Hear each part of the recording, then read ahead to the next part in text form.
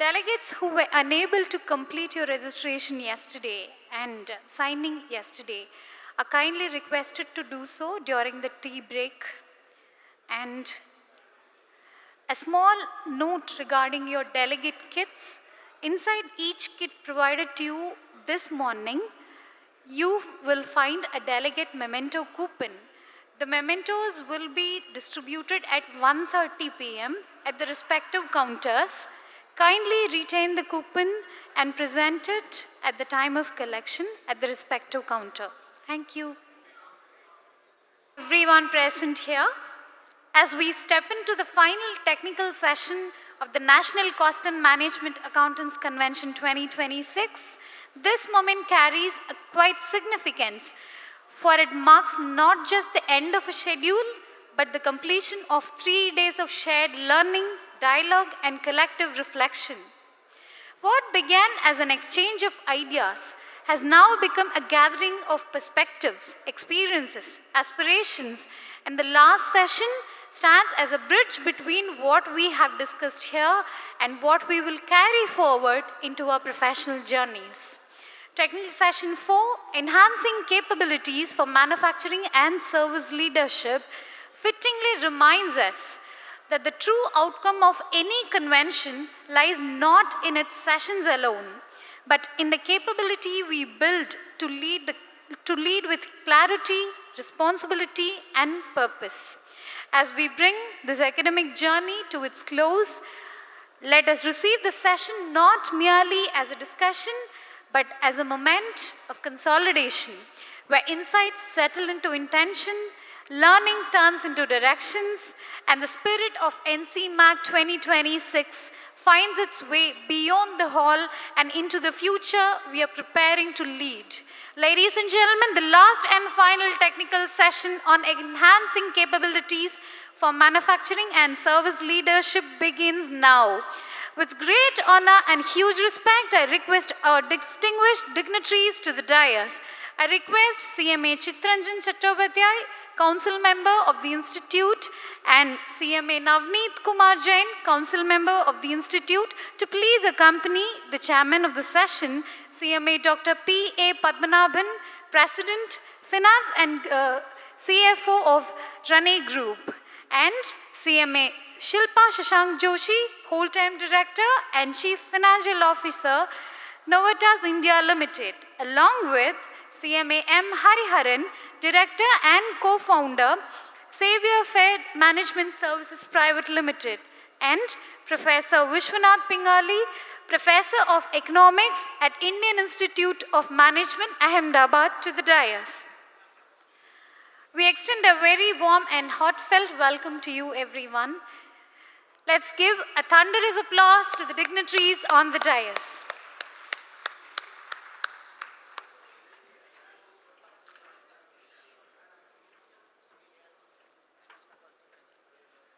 I request CMA Chitranjan Chattopadhyay, Council Member of the Institute, to please join the stage.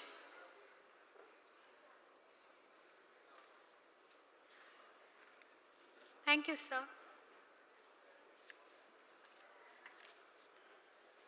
As a token of our gratitude and appreciation, we would like to present a memento to our esteemed chairman and eminent speakers for sharing their valuable time and insights with us.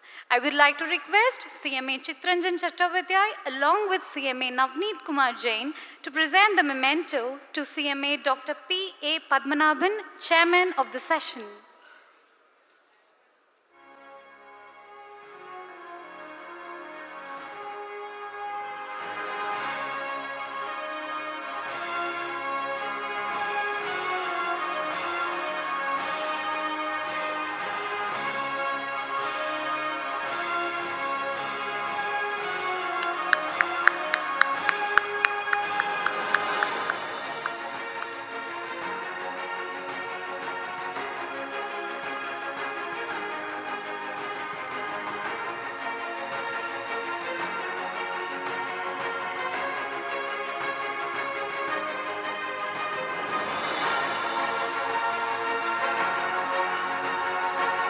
would also like to request CMA Chitranjan Chattopadhyay along with CMA Navneet Kumar Jain to present the memento to CMA Shilpa Shashank Joshi, the Honorable Speaker of the session.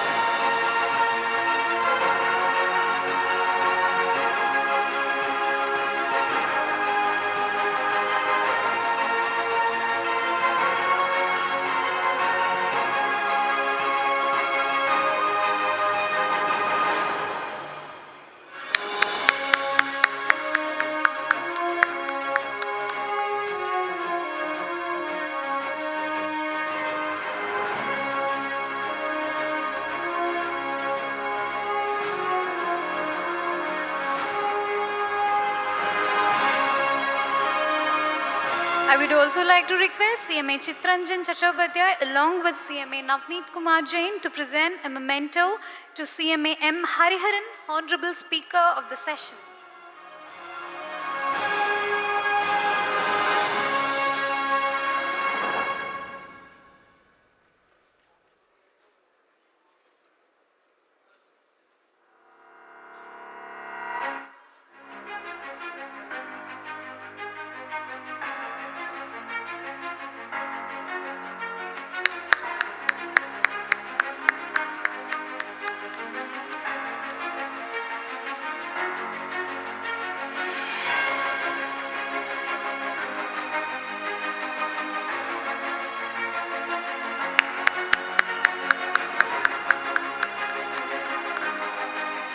Thank you, dignitaries.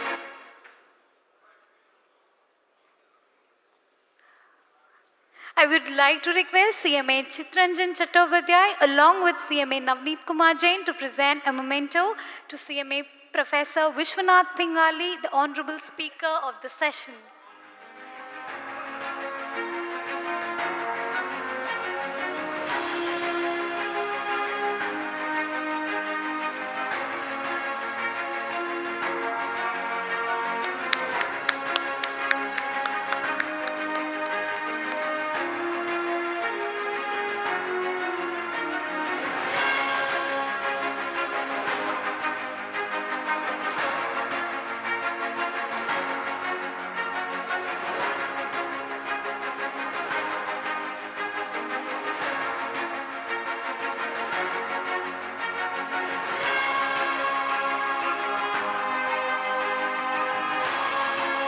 Thank you, dignitaries. I may now request CMA Chitranjan Chattopadhyay, Council Member of the Institute, to render the welcome address.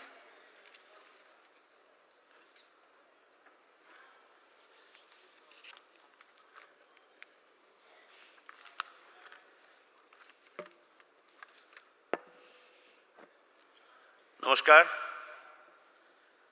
Very good morning to you all. And before my welcome address, being a council member of the Institute of Cost Accountants of India, ICMAI, it gives me pleasure to be here with you, but it also being very much painful. I'm feeling painful that I could not address my welcome address to the jam-packed hall. Hall is not jam-packed because I understand historical place you have come here. Everybody has got some destination to be reached to enjoy the NCMAC. But still I feel that through this web casting, this would be reaching to the thousands and lakhs of students as also members. This session, which is going to be a very, very enriching sessions for you.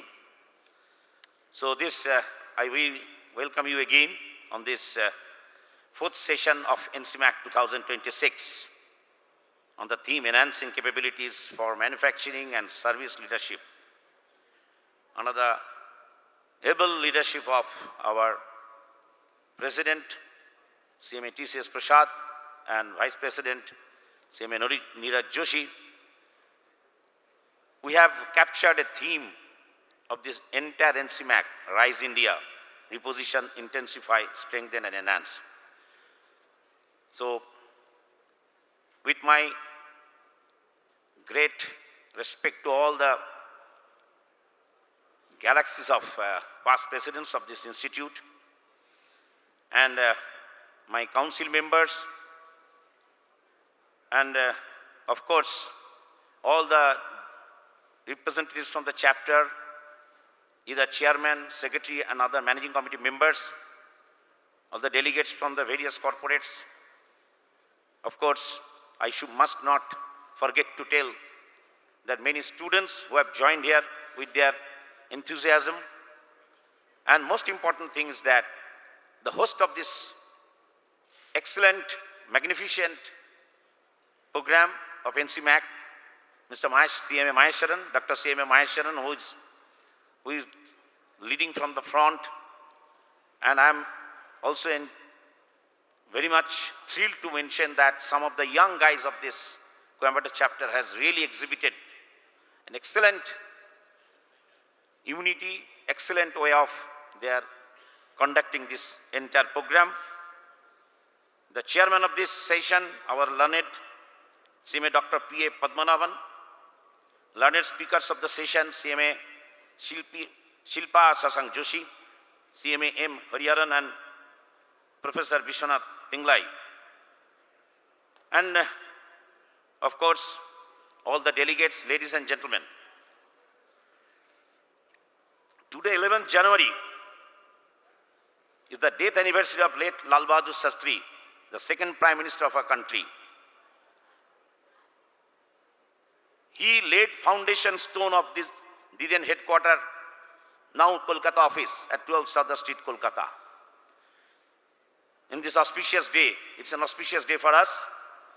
We pay our homage to late Prime Minister Lal Bahadur Shastri, who emphasized the crucial role of cost and management accountants in the national economy, stating where today's accountants, particularly the management accountants, not only have to capture the financial transactions, but also have to measure, analyze, interpret and disclose the corporate economy in a holistic framework, considering the cost aspect, and which is the most important in today's economic structure. He spelled it out that time. And he also asked cost accountants to play an important role in both the public and private sectors with integrity by creating and sustaining public confidence in the market. Our respectful homage to this great soul of this country. And it's also very, I am just telling before you a very, one of our doyen of this profession, CMA N.K. Bose, Mr. N.K. Bose, this is the 100th birth centenary year. My homage to him. And of course, I will also mention another doyen of this profession, Mr. V. Kolanaman, who is from this southern India region, and this region has always taken this profession to a great height with the innovations, with their lot of thought process, and most important thing is that it has been converted into the capital of intellectuals. So, today's sessions is a very important session. As you understand, the manufacturing and service sector both have been taken into considerations. The critical aspects of India's growth story that would be dealt by our all learned speakers. I will be just mentioning some of the points here. India's aspirations to emerge as a global hub for manufacturing and service, it's not just a vision, but a reality that requires us to enhance our capabilities and lead with the authority and innovations. As CMAs, we have a critical role to play in driving efficiency, competitiveness and sustainability in key sectors such as logistics, healthcare, energy, aviation, ports, telecom and other financial services sectors. The Theme of this technical session is particularly relevant to today's fast-paced business environment, where technological disruptions, changing consumer preference and increasing competitions are redefining the rules of the game. To succeed, organizations need to be agile, innovative and cost-effective. And this is where CMS can make a significant impact. Through this session, we will explore next generation costing models, operational excellence in process industries, and strategic costing for service sectors. Our focus will be on developing in critical sector capabilities that align with the nation's growth priorities. We will discuss how CMS can lead the way in driving cost leadership, promoting sustainability, and enhancing profitability in key sectors. In fact, as CMS, we have a unique blend of skills and expertise that make us ideally suited to drive business growth and success. Our expertise in cost management, financial planning, and strategic decision-making enables us to provide insights that drive business outcomes. We are not just accountants, we are business partners who can drive growth, innovation, and excellence. CMAs are going beyond finance, and that their expertise has been proved to be the growth factor for many organizations. And I'm sure today's discussions and insights which will be shared will empower us to lead with confidence and continue to India's growth story. We shall learn from our experts who are from their industries, from the academics, from the management institute like IIM Ahmedabad. And of course, before I hand over the session to my chairman, I would like to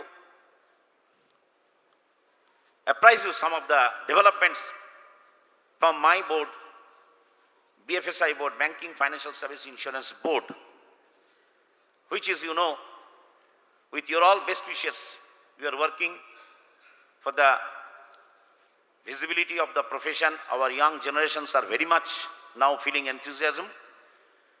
As you know, the banks are dealing with three risks. One is operational risk, other is credit risk, and third is your market risk. In the three risks, we have come out with magnificent certificate course, which is very much popular today in India.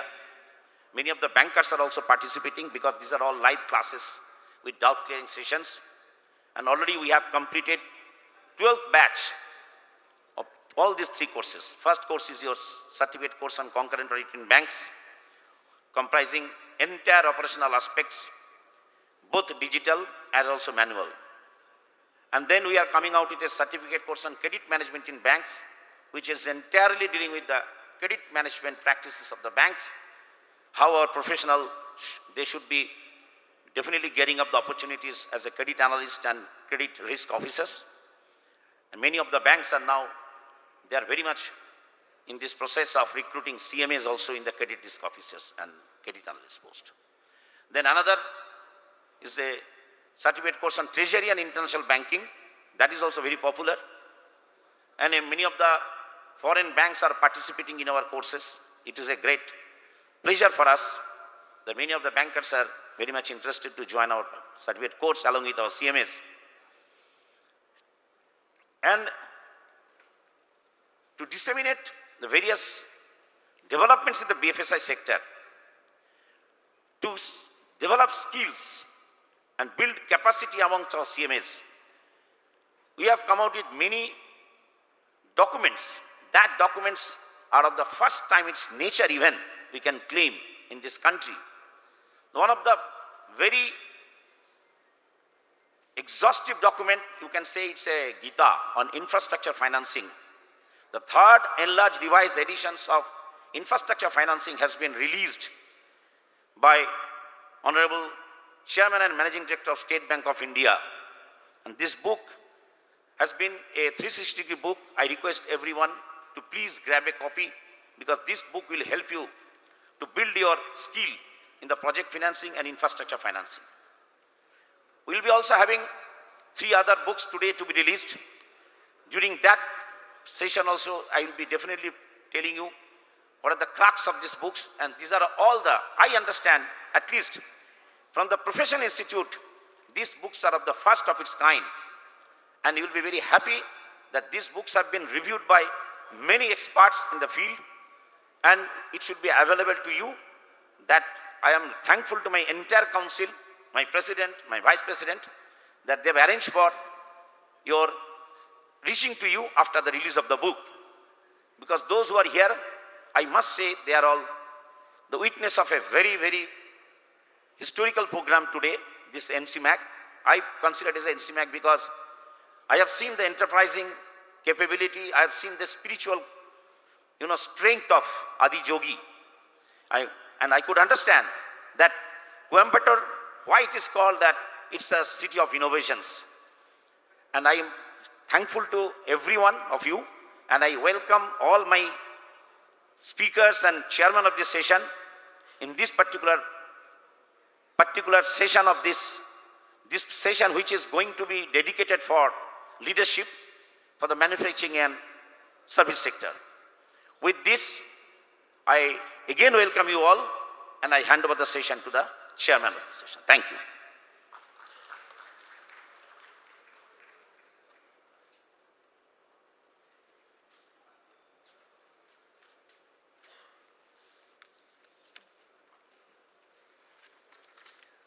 Thank you, sir.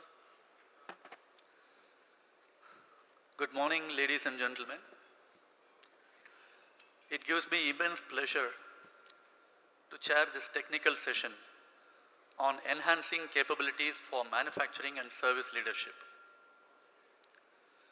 During this session, we will be focusing on transformation of India's manufacturing and service sectors in the context of Industry 4.0 and Industry 5.0, energy transition, infrastructure and logistic reforms, healthcare expansion, and growth in digital services, and also understand alongside the enhanced role of CMAs in this context. India's industrial revolution took a new turn with the launch of Make in India program in 2014, a drive to boost manufacturing aimed at self-reliance and competitiveness. This was followed by the launch of production-linked incentives, PLI schemes, in key sectors with the objective of boosting domestic manufacturing, reduce imports, create jobs, and enhance competitiveness. India jumped to 63rd rank on ease of doing business in 2020 as against 142nd in 2014. If we trace back the history of industrial revolution, the first industrial revolution or Industry 1.0 took place in 1780 with the introduction of mechanization, water and steam powers.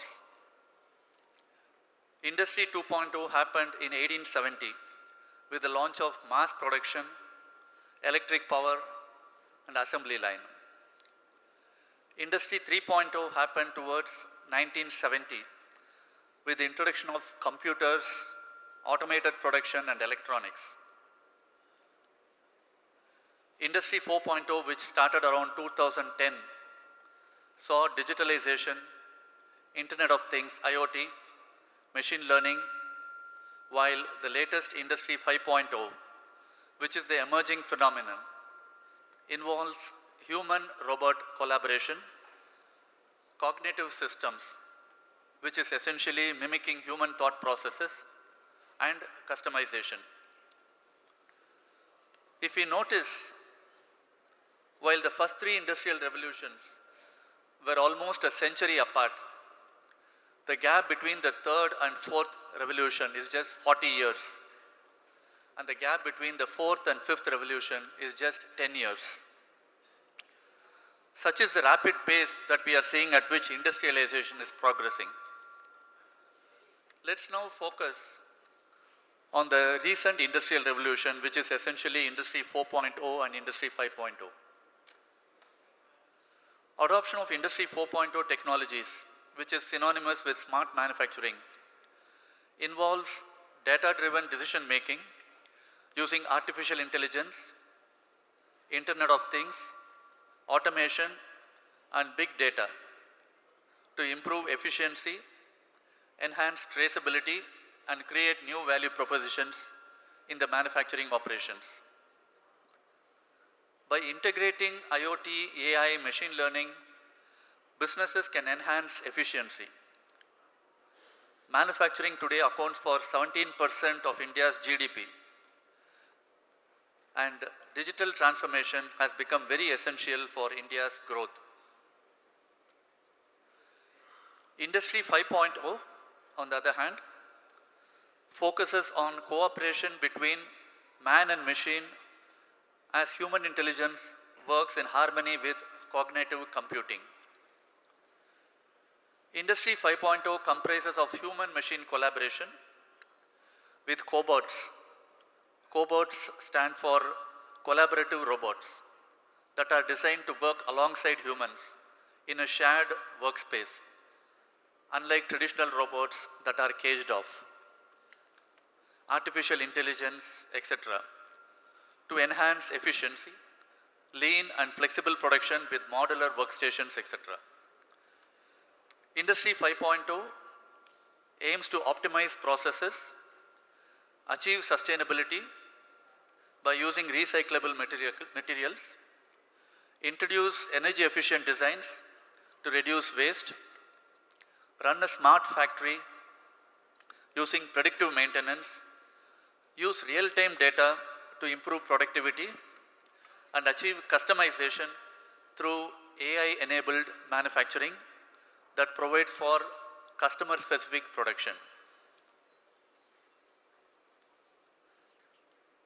India has around 6 crore MSMEs today that contribute 30% of India's GDP. However, the adoption of digital transformation by MSMEs is still slow, mainly due to resource constraints and lack of upskilled employees. It is important to ensure MSMEs upscale themselves over the next few years and undergo digital transformation in order to achieve Viksit Bharat by 2047. India's energy transition is underlined by a shift from coal to renewable energy, an ambitious net zero goal by 2070, supported by promotion of electric vehicles through incentives, production-linked incentives schemes, focusing on green tech manufacturing which minimizes negative environmental impact. India is steadily progressing in this direction, but not without challenges of balancing economic growth with decarbonization.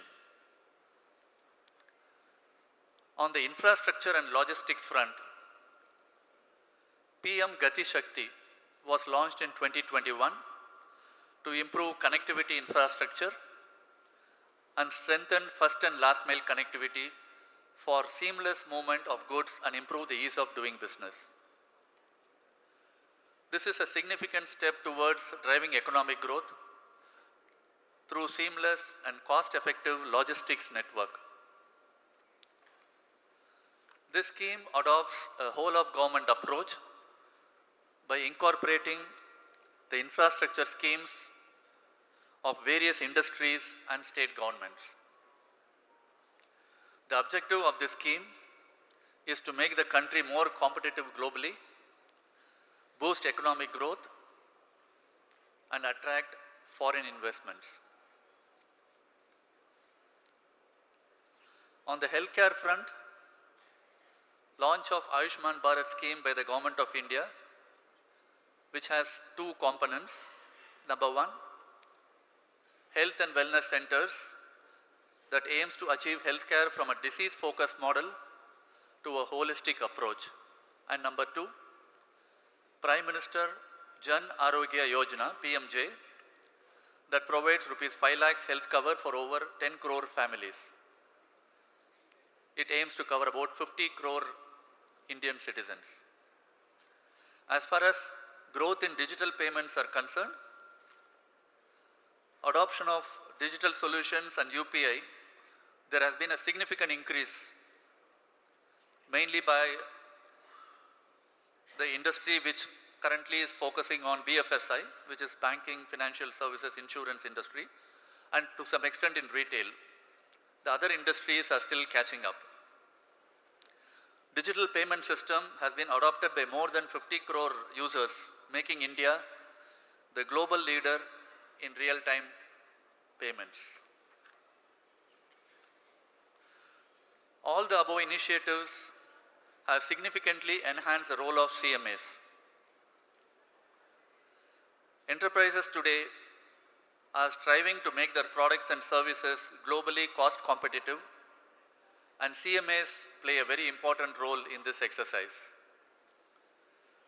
These developments make it imperative for CMAs in every enterprise to be part of the decision making, be fully involved in the project management process, ensure efficient resource allocation, and be a partner in the growth of the enterprise. I will now hand over to the eminent speakers for the day to talk about this important subject and provide their valuable insights and also highlight the expanding role of CMAs in driving sectoral leadership. Thank you.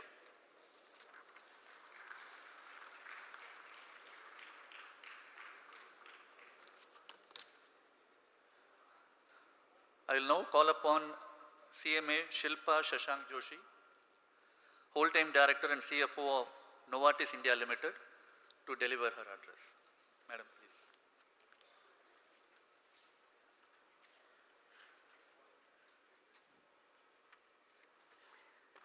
Good morning to all of you. Maybe slides, please.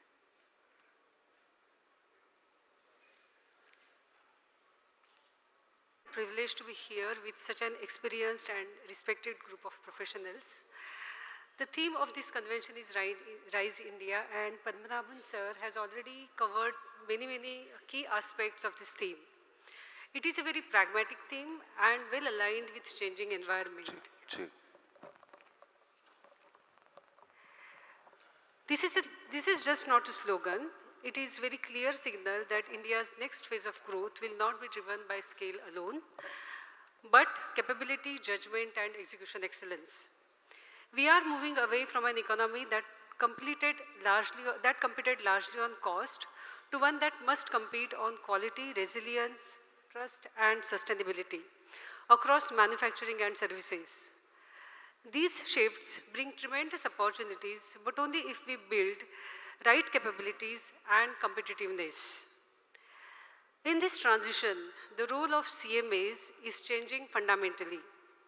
Today, I would like to share how CMAs can truly excel in this changing environment and why this momentum represents an opportunity for our profession to step decisively into leadership.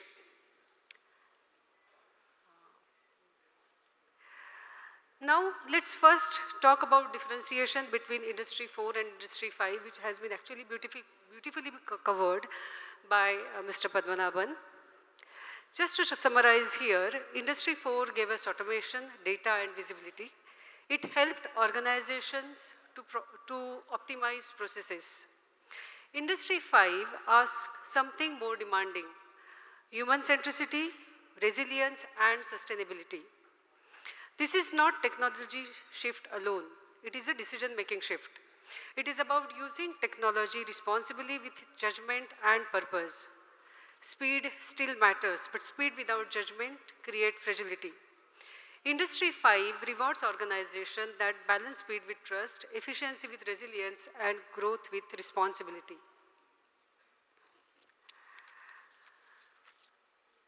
We are fortunate to be operating in an India where the economic backbone is becoming stronger. Logistic efficiency is improving, energy transition is accelerating, digital infrastructure is operating at unprecedented level. This creates opportunity across many industries, be it logistics, healthcare, energy, aviation, and so on. But opportunity alone does not create values, capability does. The difference between average and leadership performance, it is in the manufacturing or services, lie in how well organizations translate opportunity into predictable outcomes. Now in this scenario, what role CMA are going to play? Why CMAs would matter more than ever? India's aspiration to emerge as a global hub for manufacturing and services requires advanced costing systems, operational excellence, and strategic performance framework. These are domains where CMAs can lead with authority. Cost leadership today is not about cutting costs, but also how, along with cost efficiencies, we bring in operational efficiencies, maximize profitability, and thus create value for the shareholders. It is about understanding cost drivers deeply across value chains, technologies, energy, quality, and risk. For any industry, competitiveness depends on how intelligently costs are designed and managed. Now let's deliberate briefly on the next generation costing models and what is their need. Industry 4 and 5 are also forcing a rethink of costing systems themselves. Traditional absorption models were designed for stable, linear operations. Today, organizations are moving towards next generation costing models. For example, digitally enabled activity-based costing, energy embedded costings, life cycle costings with sustainability overlays, and resilience adjusted cost models. These models integrate machine data, energy intensity, quality risk, compliance efforts, and supply continuity. Cost is no longer a static number. It is dynamic outcome of technology, energy, and managerial choices. This is natural leadership space for CMAs because we understand both operations and financial discipline. As I come from the pharma sector, I thought of bringing some perspective from pharma industry as well. As we are aware, pharmaceutical industry is a process industry where operational excellence is inseparable from sustainability and trust. Lean operations, solvent recovery, energy optimization, yield management, these are not optional initiatives. They directly influence cost structures, compliance outcomes, and long-term profitability. Many organizations today energy intensity, quality variability, and even the cost of resilience into their costing and performance models, comparing the cost of preparedness with the cost of disruptions. When CMAs lead these frameworks, sustainability and resilience stop being abstract ideas and become informed business decisions. Coming to the service sector, the similar shift is visible here as well.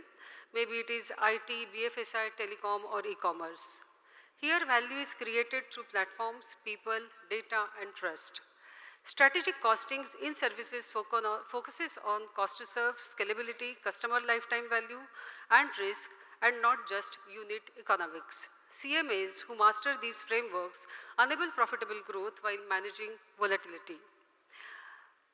Now, let me reflect on changes in the expectations as we grow in our career. Early on, when we start, we are more focused on the technical depth. At senior level, we are trusted for judgment, context, and credibility. Depth alone is not enough, breadth alone is not enough. What matters is depth with the range. Another important shift is how one approaches risk. Leadership roles are not about avoiding risk, they are about taking informed risks and standing by decisions made in the interest of business. Ethical consistency becomes non-negotiable. Trust is built slowly through everyday decisions. Strong professional networks matter, which are built on the relationships based on credibility and mutual respect. And finally, relevance demands continuous learning. Industries, regulations, technology, and expectations evolve faster than job titles. So to conclude, I would like to reiterate, Industry 4 gave us visibility. Industry 5 demands responsibility to people, to productivity, and to the planet. As cost and management accountants, our role is not merely to keep pace with change, but to provide steady judgment when changes accelerates. If we do this well, it will become the way Indian manufacturing and services lead the global economy. Thank you.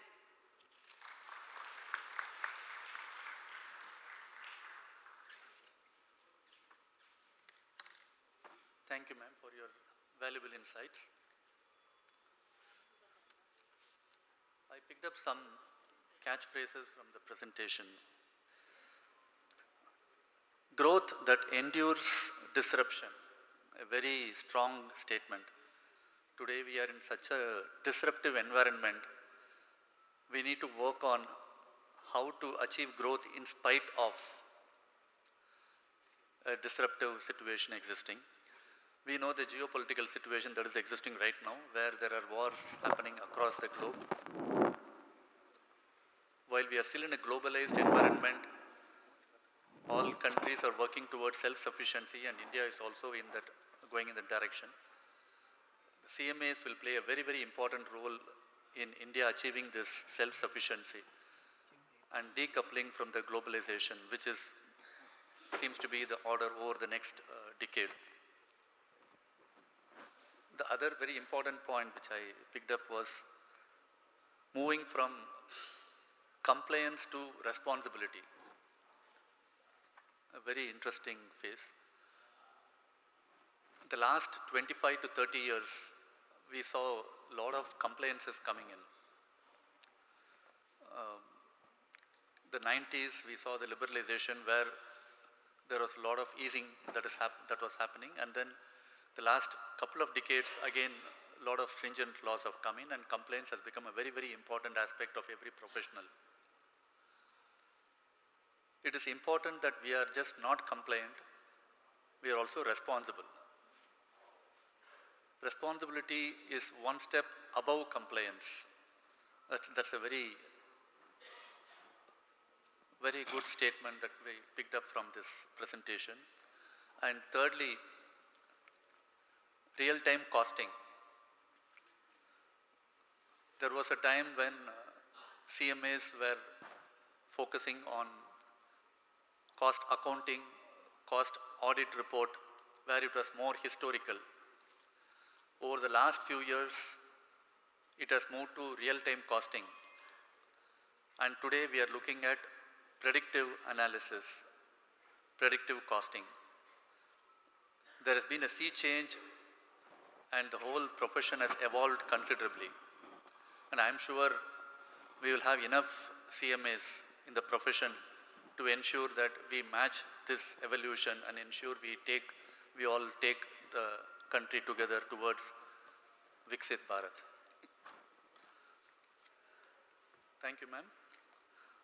I would now call upon CMA M. Hariharan, Director and Co-founder, Sawa Fire Management Services Private Limited, to deliver his address. Please. Thank you.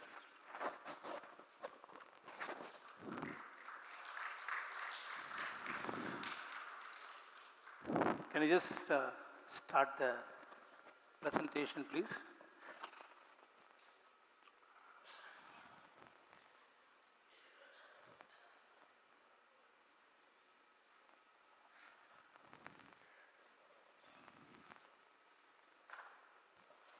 Good morning.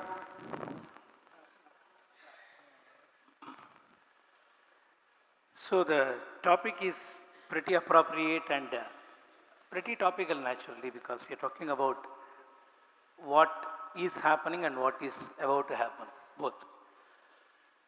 So very, very quickly, the way the business is being looked at is changing a lot these days. It is no more a competition between two companies, it is a competition between two supply chains. When the competition is between two supply chains, it's a question of who that competition is. We used to look at competition as anybody who is providing the same product what I am giving is a competition, or somebody who is giving a substitute is a competition. For example, take the case of Asian Paints. Asian Paints competition, if you look around this room, is not the paint companies, it is the companies which is making laminates, which is making glasses, which is making what you call wallpapers. So anybody who is offering a substitute is a competition. Go further. Anybody who makes my product or service redundant is becoming a competition. I have given a logo of a company here. This company's name is innerplant.com. Microsoft Edge Analytics, innerplant.com, they are all competition for companies making pesticide. Have you heard it right? For a company making pesticide, these two companies are actually a competition. How are they a competition here? They are a competition because they communicate to the farmer precision farming Thereby the farmer can minimize the use of pesticides. How UPI became a competition for eclairs. 770 crores of total market lost because of UPI. Because eclairs is a change. So your business is absolutely getting transformed. I am not talking about will transform. I am not standing like an oracle and telling that what will happen. I am talking about what is happening around us. Your competition is no more pedestrian. Your competition is, we don't even know from where the competition is coming. For all the consultants, the biggest competition is AI. Okay? Therefore, efficiency is no longer sufficient. It is not enough to be efficient. You have to be lean, green, digital. And that is the thing what we are already seeing everywhere. So what's happening exactly in this context when we move towards digital? Classical thinking totally breaks. Information has to be relevant, information has to be timely, information has to be accurate. The definition of timely also undergoes a lot of change. The definition of accuracy is undergoing a lot of change. She talked about real-time data availability, and he talked about predictive data availability. Am I correct? With more than 90% of your life cycle cost is committed by the time the design is complete, analyzing cost after the damage is done is more like catching the bull by the tail. We do reams and reams of cost analysis after the damage is done. Look at the cost before the cost is committed. So timely is not necessarily available as it happens, still it is a post-mortem. As you said, it has to move towards predictive, which already is happening. In fact, in all our design processes, we start looking at cost prediction rather than cost analysis. And very interestingly, if you move further, how the business landscape changes totally. Put a very, very simple question I have put here. Who holds the maximum inventory in an FMCG supply chain? In an FMCG supply chain, like soaps, detergents, shampoos, who has the maximum inventory? Think a bit deeper. We have the maximum inventory as customer. The consumer has the maximum inventory in the whole FMCG chain. Does anybody know what is the information, what is the inventory he has? Only one company knows, that is Amazon. For example, I have my Amazon Prime and I am responsible for a few things at home. I am responsible for buying pods for washing machine. So I buy the pod for the washing machine. After 40 days, Amazon told me, hey, you have to buy pod now. After 30 days, Amazon said, why don't you subscribe for it now? So from a sale model, it is moving towards a subscription model. So when I have the information about the inventory available, so absolutely we talk about POS, point of sale. Amazon is looking at POC, point of consumption. For example, you take the case of many of the machine tool companies already started doing it. They are able to capture the vibration at the equipment level, and then thereby they are able to preempt my maintenance. I have to move from breakdown maintenance to preventive maintenance to predictive maintenance to maintenance prevention. I don't want maintenance. When I say I don't want maintenance, that means I need processes and products which are absolutely top-notch in their FMEA. Put it very simply. So just to get a context here, it's a highly populated slide. You can have a look at what I am trying to convey here. Amazon is the only company which is having that visibility in that sense. Amazon is able to predict. So Amazon is very good. But Amazon was not making a great profit till 2021. But 2022, they made a massive change in their distribution network, which made them a bit more profitable these days. But Amazon is giving a run for money from your Blinkit kind of a companies. Normally, Blinkit is supposed to sell what you call your regular things. I went to Shabarimala. I landed at Kochi airport. From there, I took a bus and I was going towards the place where we are going to start the journey. I was having a trekking pole with me. You know trekking pole, what we walk with? So one of the co-pilgrims saw that. He said, hey, it is pretty nice. He went to Blinkit, ordered trekking pole. Before we reached the destination, trekking pole was there. Trekking pole is not a quick commerce item. So Blinkit is redefining that whole business model itself. So when you say on-time delivery, it is no more on-time delivery like what Amazon is talking about. So this is the competitive landscape we talk about here.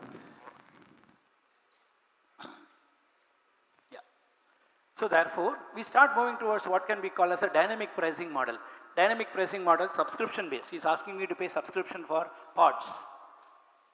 He's talking about the price is used effectively for changing your way you are looking at it. For example, there is a concept called RASK, R-A-S-K, revenue per available kilometer, okay, in the case of aircrafts. Revenue by available unutilized kilometer, if you look at it, if it is very high, that means my pricing is pretty good. If it is low, there are two possibilities. Either my capacity is not getting filled, or I am not actually pricing it appropriately. Again, coming back to Shabarimala. Normally, I book the ticket 3 months in advance from Mumbai to Cochin. 3 months in advance, invariably, price used to be low.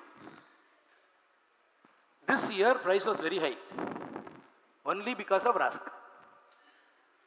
Now look at carefully, it is not a question of cost, it is a question of how do I look at profitability by looking at capacity planning more dynamically rather than looking at capacity planning as an afterthought. So when we move, therefore decisions are no more operational, it is not financial, it is not technological, they are economic decisions embedded in digital systems. If you don't realize it, already people are realizing it. So capacity utilization therefore is no more a game which used to be like that. So it breaks the classical thinking. There in digital is absolutely kind of decisions are economic embedded systems. Very importantly, capacity, pricing and inventory are managed algorithmically. So what do we mean here? So I am able to understand what is my capacity utilization even before the capacity utilization happens. I am able to preempt it. When I am able to preempt it, my decision making is much faster. For example, Amazon is asking us, hey, why don't you buy it on a Thursday? I will give you a free delivery. Because he wants to utilize his capacity well, as simple as that. When I am dynamically understanding capacity utilization, my pricing can absolutely change. It is not anymore a situation of trying to do a kind of a postmortem of my capacity. Digital changes are not speed or accuracy or information. It changes who decides and when. Amazon decides that you have to buy it now. Amazon decides you buy it regularly, subscribe for it. So the whole model changes in that process, dynamically understanding capacity. So when you move from multi-channel to omni-channel, information asymmetry is also eliminated. Okay. Let us go further. So when I move from digital, I move towards green. When I say green, it is not only I am talking about what is exactly is happening now. You find outside Ashok Leyland queues and queues of trucks waiting, guzzling energy, guzzling petrol, and everybody in the locality is shouting. There is a company called iGo Velocity, Mumbai-based company, small company, which has created a system which tells Ashok Leyland real-time the kind of availability of the trucks, real-time availability of the parking facility, real-time availability of the movement inside the factory also. Now Leyland, not more than 2 trucks are standing outside. If you go to Hosur, you will find out. It happens primarily because of understanding digital in the context of green. I am saving absolute energy in this case. It is from ethics to economics. It is no more only a CSR kind of a mindset. It has to be looked at as an economics. Ultimately, it's all money, honey. Correct? We have to necessarily look at it in that context. So what is the impact of and on sustainability? How companies are looking at it? There are many things which is happening. There is a clear circular economy requirements which is happening. That's why closed loop supply chains are becoming very critical. If we buy a battery, we are not supposed to throw it into the dustbin. We are supposed to give it back to the system. We normally don't bother about that. Am I correct? And when you look at what happens to your product, I strongly recommend if you can have a look at one documentary in Netflix called Buy Now. It is a real eye-opener in that sense, which talks about how Amazon actually creates challenges in the environment with all the kinds of empty boxes lying with us. Am I correct? So the second dimension, if I look at it, is extended producer responsibility, becoming extremely important now. Who is responsible for the product ultimately? When EPR comes in, responsibility naturally is going to be increasing. It is not only a question of a product which is manufactured environmentally, it is used environmentally, it is sold, it is consumed environmentally, it is disposed of environmentally. Simply put it. For example, suppose if I look at it, I go to a shop, I find I am going to buy something which is going to be consumed by me within 2 days. Within 2 days. Say chips. I find the expiry date. Oh, the expiry date is shown as February 2026.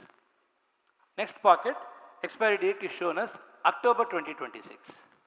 What do we pick up? We pick up October 2026. In the process, what do? Irresponsibly, we allow this particular thing to be totally taken off the shelf and thrown away. There is a responsibility for the person at the outlet also to tell me, a first in, first out physical has to be followed. We don't do that.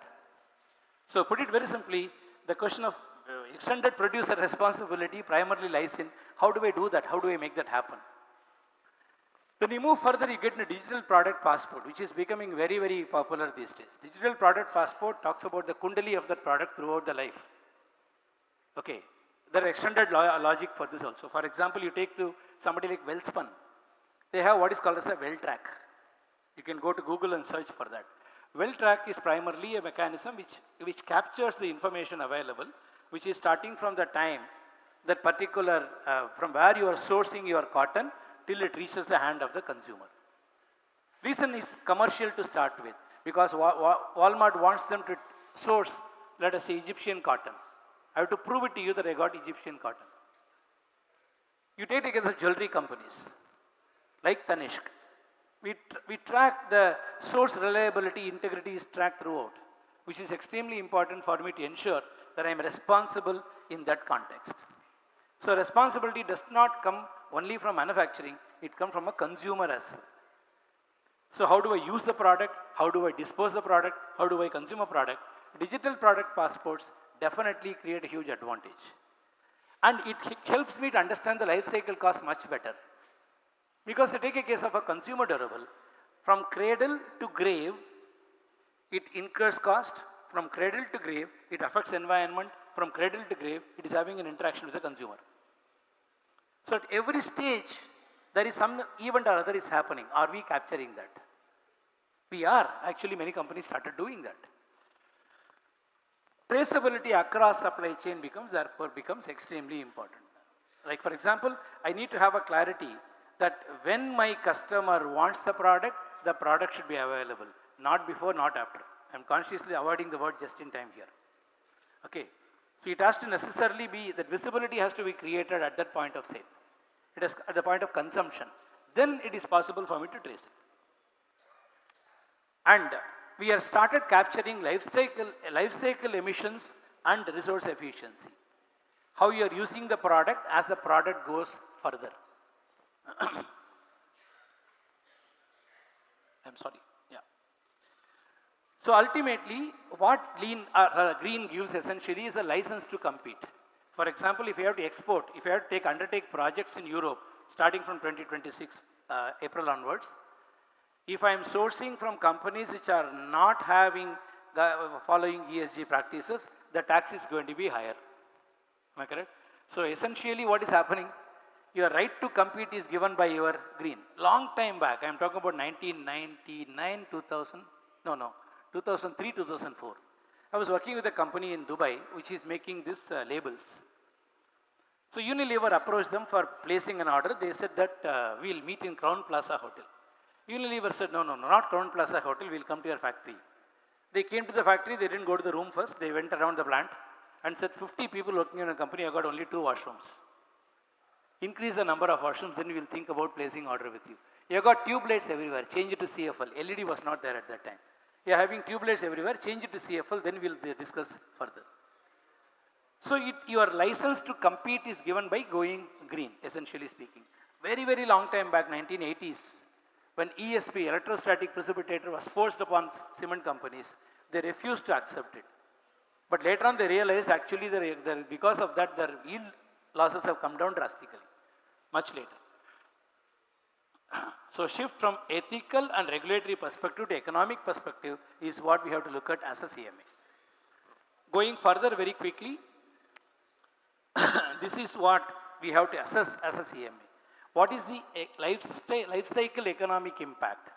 Not only the economic impact in the four walls of my P&L balance sheet, but the life cycle economic impact on profitability, capital employed, and risk across the supply chain is what I have to look at. The traceability becomes a responsibility. For example, take the case of Amul. Dr. Amit Vyas, CEO of Amul. He can know definitely whether a particular veterinary doctor has reached a particular village or not on a daily basis. No, he's not doing a micromanagement. His point is very simple. The biggest challenge in a milk supply chain is the availability of the milk. I cannot tell the cow, tomorrow extra 2 liters I want. I have necessarily have a clarity that cow has to be healthy enough. For the cow to be healthy enough, my vet should reach there. The ultimate lead cost is converted into a lead indicator and is getting reported on a real-time basis, whether a vet has reached a particular village or not. That is the context of risk I am talking about here. That's the context of capital employed I am talking about here. As CMAs, we have to explore this. We have to open up and look at the full chain and see how does it happen. Okay, so typically how we are positioned? We were positioned as cost controllers, reporters of financial outcomes, guardians of variance analysis, experts in post-event analysis. Ma'am already talked about it. He also talked about that, which is primarily we have to move towards, it is typically late intervention. We are too late into the whole system. And we are giving defensive explanation. In fact, one of my mentors, Mr. Srinivasan, used to say, he used to define management accountant as an accountant appointed by the management to justify the unjustifiables and rationalize irrational things. No, we have to move, we have already moved away from that, it's a different issue altogether. We have necessarily moved beyond our defensive explanation. And we need to take an active part here. So how do we move here? It requires early, integrative, forward-looking economic leadership. And therefore, as a CMA, I need to realize that it is not simplistically control. Lean is not cost reduction. Lean is profitability enhancement. I am talking about lean. We said lean, green, digital. Green and digital we have seen, I am talking about lean now. We need to work on profitability impact, capacity is released. Most of the lean initiatives release capacity. Sorry for getting into Tamil a little bit for about 2 minutes if you don't mind. In Tamil there is a saying, அரச மரத்தை சுற்றி வந்துட்டு அடிவயத்தை கை வச்சு பார்த்தாங்களாம் குழந்தை பிறந்துருத்தா இல்லையான்ட்டு. Don't expect a result of an action to convert into cost reduction today. Many of the lean initiative does not lead to cost reduction today. It leads to cost reduction tomorrow. It leads to sales enhancement tomorrow. Therefore, it is very critical for me. If you ask, did cost reduce? Lean has failed. Lean is not a cost reduction method. Lean is a profitability enhancement. Businesses are created for creating profit, not for reducing cost. And therefore, the 4 resources we work with, which is mission, manpower, space, and your utilities, has to be essentially captured in terms of release of capacity. For example, again take the case of Amazon. Amazon uses absolutely a flexible space. Flexible space, normally we keep the things in the place, a place for everything, everything in its place. Whereas in Amazon, it is in the fulfillment centers of Amazon, it is not like that. You can keep your product anywhere. AWS tell them very clearly, you can keep it or not keep it. And this guy does not go to the location comes to him. So essentially speaking, aisle space utilization is absolutely to the fullest in Amazon. If you go to any warehouse, you will find a lot of empty spaces on the shelves and a lot of overstocking in some places also. So space utilization becomes absolutely dynamic when I am able to do something like this. In the case of Tanishq, we see the same thing. Look at the kind of SKUs Tanishq deals with. Where do I keep my particular jewelry? And from where do I retrieve it? Random spacing. A random spacing is the best way to hold inventory, not a place for everything in its place. And random spacing, adequately supported by digital, minimizes space utilization, makes it flexible as well. So it is important for me to realize we have to track to trap the benefit of lean.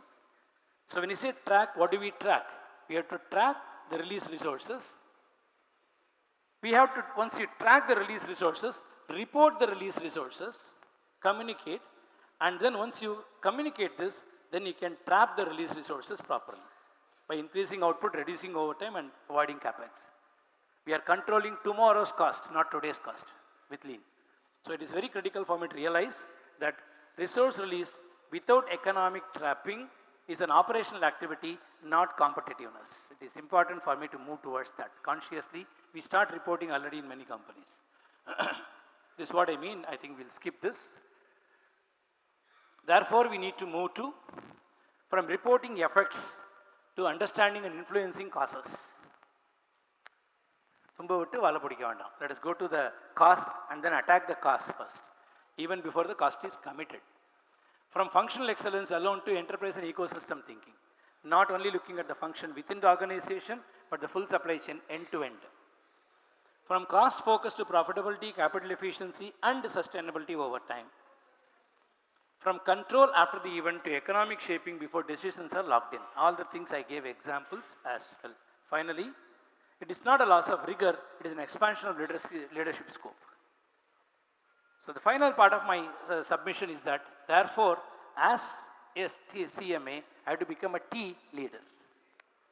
A T leader, like the letter T, it starts from the stem. At the stem, you have your deep-rooted expertise. Empathize with other functions. How do we interface with other functions? Instead of getting thrilled about what you call I'm holding back the CapEx proposal, let me be part of the CapEx process itself. Okay. And empathize with the consumer, ultimate user. How my function aligns to the customer value. And ultimately, align my function to the triple bottom line impact. A T leadership mindset is what I, as a CMA, has to develop, nurture consciously and continuously. Why we are very comfortable at that level? Because we are uniquely positioned. There are three functions in any organization which has got a potential to be transdisciplinary. Intradisciplinary, interdisciplinary, transdisciplinary. Intradisciplinary, I have a functional expertise. Interdisciplinary, I connect with other functions. Transdisciplinary, I look at beyond the functions. CMA is one. Design is another. HR is a third. The three functions definitely position to look at every major decision is touched by us. We understand the trade-offs across time. Because we understand that Newton's law of motion is for every action, there is a financial reaction, either today or tomorrow. And very critically, we can integrate profit, capital efficiency, cash flow, sustainability. Everybody in the shop floor is claiming they've improved by 60%, 40%, 50%. My profit has come down from 600 crores to 300 crores. I wonder where it has gone. Am I correct? We have to stop analyzing expenses. We have to start analyzing cost. Expense is what gets accounted in your P&L, shown in your P&L. Cost is what when you commit. Attack it when it is getting committed. In a digital and sustainable constrained world, this integration is a source of competitive advantage. I think with this, I will conclude. Thank you so much. Thanks, sir.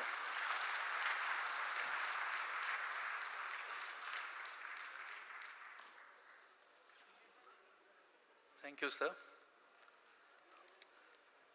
CMA should become a T leader. That was something new we learned today. Basically, emphasizing the role of CMAs not just in cost management, it spreads across the organization at different levels and be a partner in the progress of the organization. In very simple words, very nicely put. Lean, green, digital, the three buzzwords of the presentation. There were some very good points which came out of this presentation where anyone who makes my solution redundant is my competitor. A simple statement which focuses on how we need to be innovative always. There is no place where we can relax. We need to constantly innovate, and that's where CMAs play a very important role. Unlike other functions, other professional areas, CMAs today need to be intuitive. There is very few functions which requires a need to be intuitive, and CMA is one such area where there is no one fixed solution for a problem. A CMA in a automotive industry will have a different role to play than a CMA in a pharma industry, than a CMA in a service industry, and each problem is unique and requires a unique kind of a solutioning which has to be done by the CMA and apply a particular model which suits that particular situation. So that way, the role of CMA has become very, very dynamic nowadays, and which digital solutions coming up that can further help CMAs to augment their performance by real-time as well as predictive solutions. Traceability was another important aspect which was brought down. So today, with this globalized environment where procurement happens from across the globe and reaches to destinations across the globe, traceability is very, very important. And again, there, cost accountant plays a very important role in capturing the data throughout the supply chain and ensuring that traceability is always there. Thank you, sir, for very insightful presentation. I would now call upon Professor Vishwanath Pingali, Professor of Economics from IIM Ahmedabad, to deliver his address. Please.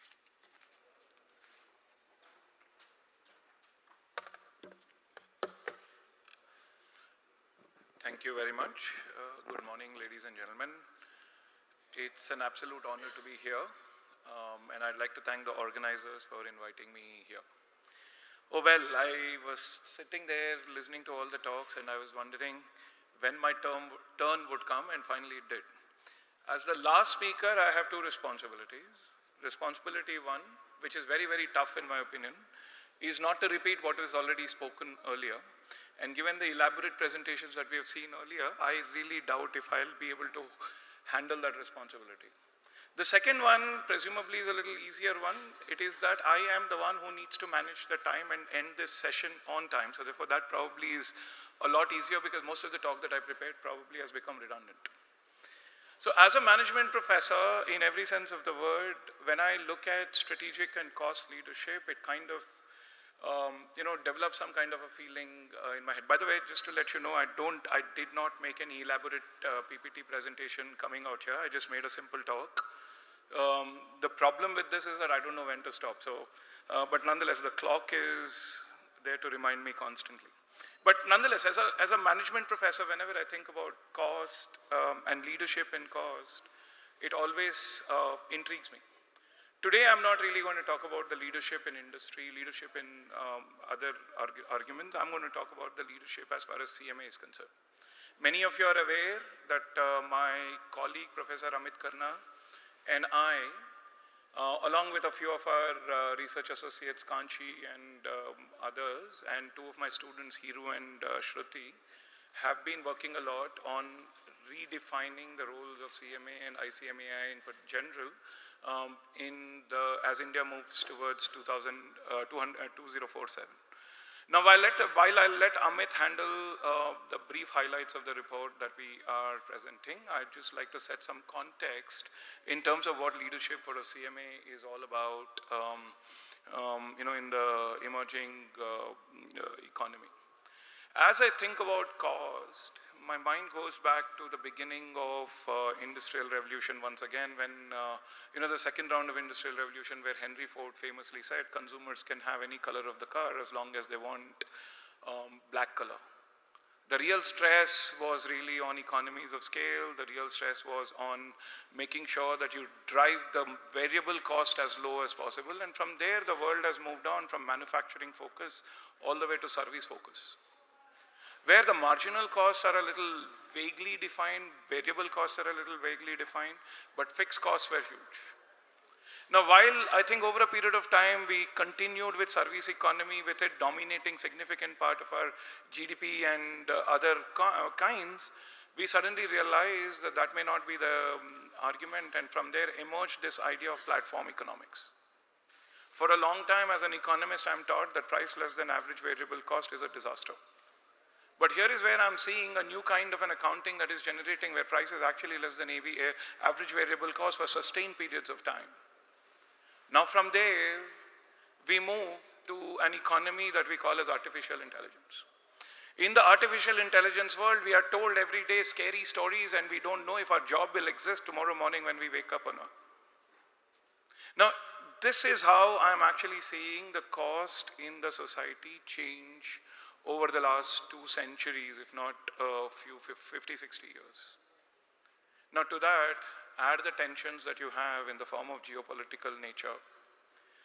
World, one would argue facetiously and literally probably, depends on where one gentleman wakes up on which part of the bed. Therefore, that determines the tariff rates that we're going to face tomorrow in every sense of the word in the US. So therefore, in this world, the question needs to be asked.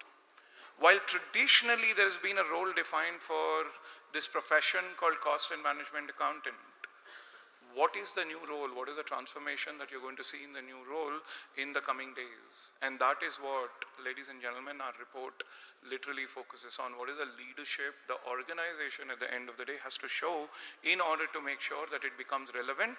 Not only relevant, it actually becomes a value-added service to the society as India marches towards 2047.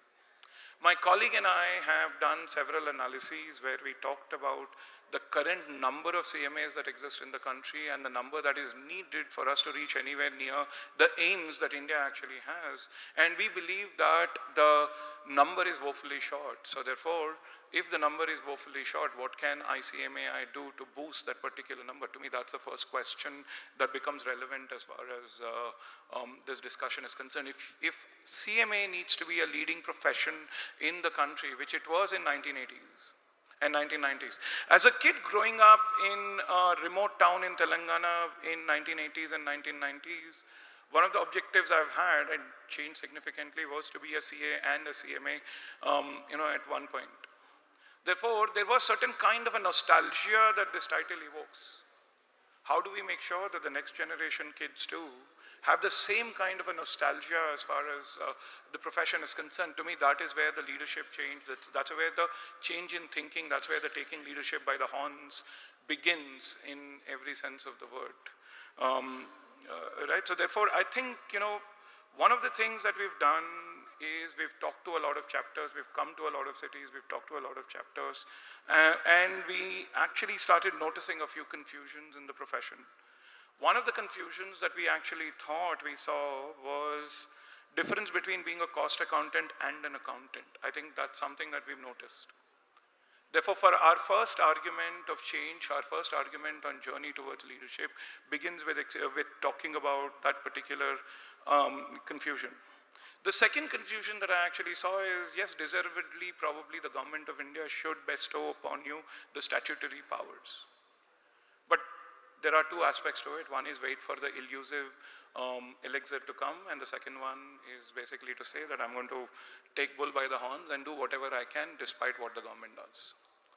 We're actually taking the second approach, and most of our recommendations actually come from the second approach, which is what can CMA do given the limitations that it already has imposed by the government in the first place, while recommending to the government that maybe certain kinds of statutory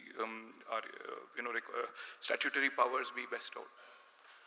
Right? So therefore, this is the context I wanted to say in terms of how we thought we should build on our report.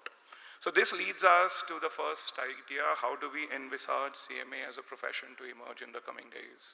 I'll let Amit handle certain parts of it, but I'll just say this, that the role of a CMA needs to stop being that of a cost accountant, and I think it has to become a strategic partner and an advisor to the top management of the company. To that, we are very, very clear.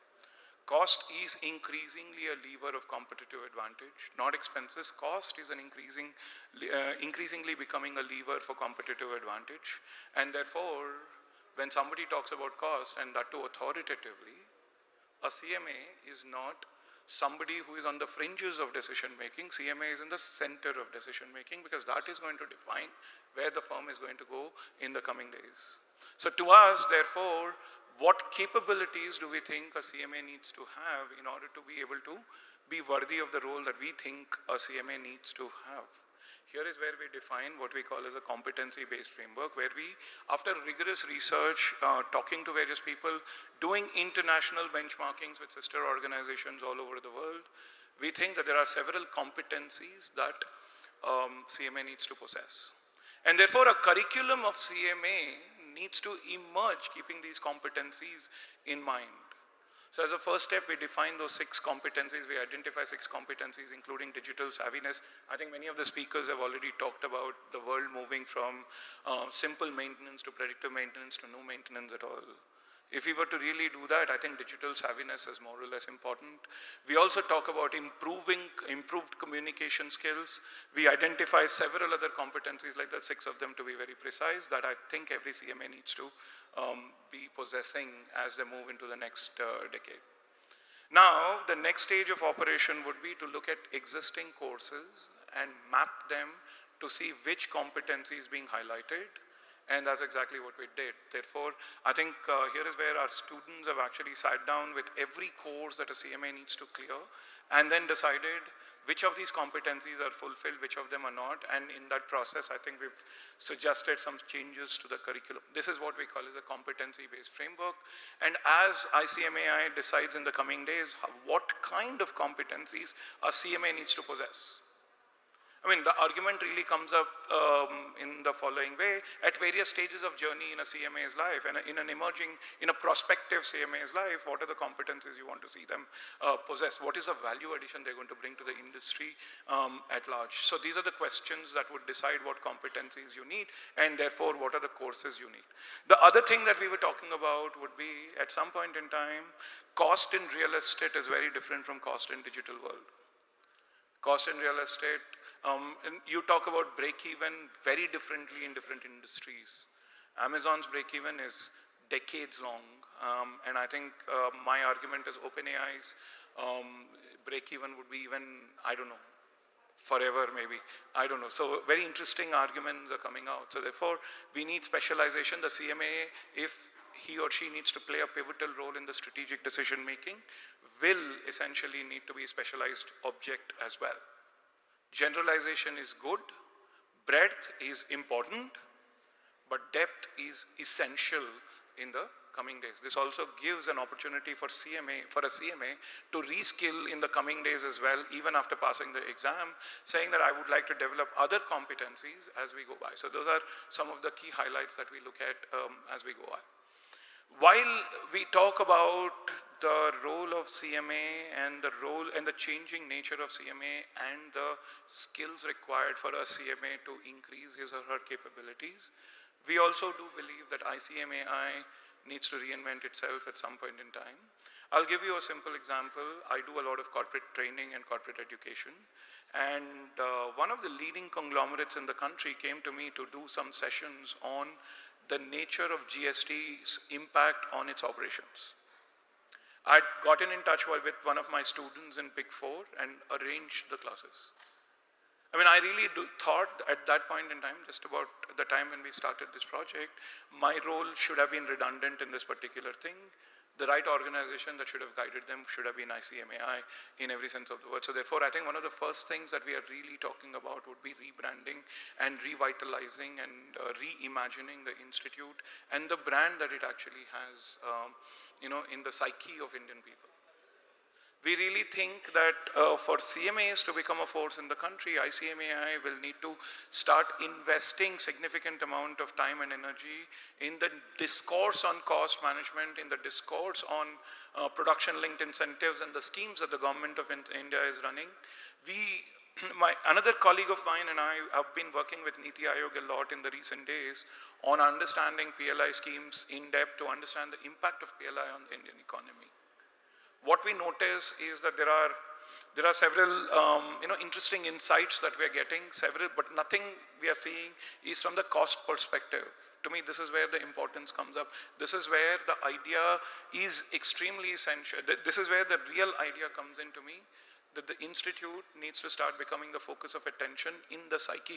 The image it once had in the psyche of individuals, in the psyche of students needs to come back in some sense. To us, those are the few things that we are talking about. To me, leadership is not just about being the least cost. To me, leadership is not about being the best product in the country or whatever. To me, leadership is about the mental space that you occupy in the psyche of individuals, and that is where I would urge that there is a changing nature. India is transforming, there is no doubt. India is transforming, and there are several international scholars who are talking about India in a very sanguine manner in more than one sense of the word.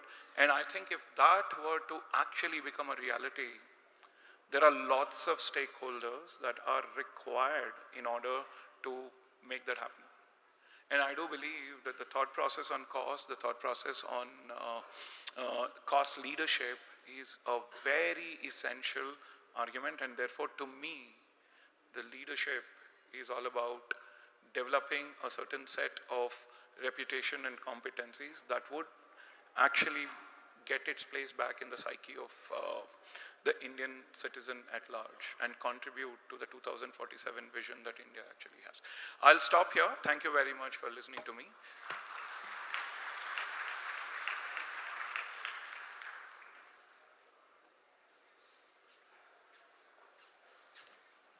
Thank you, sir, for your wonderful insights. The address covered the evolution of costing concepts over time, how things have changed for the entire costing profession, and today how CMAs are focusing on providing value-added services to the society. One important point here to note is from a situation where a couple of decades ago, cost accountants were working towards cost accounting as well as cost control and cost reduction for the organization. Today, the role of cost accountants have gone beyond the organization to the society. Boardrooms are also discussing the expanding role of CMAs over the last few years and expected to go even further over the next few years. That's a very important topic that was touched, how to ensure that the CMAs have the required skills that will ensure that they can be capable of taking risk, taking the decisions for the organization, and also partner in the growth of the organization and provide to the society at large. Thank you, sir. So, we are now coming towards the end of this session. We had in the last hour or so eminent speakers talk about the pace at which industrial revolution is happening and how we as CMAs need to rise to the occasion. And with this, we are concluding this session. If there are any questions from the audience, we'll be happy to take it.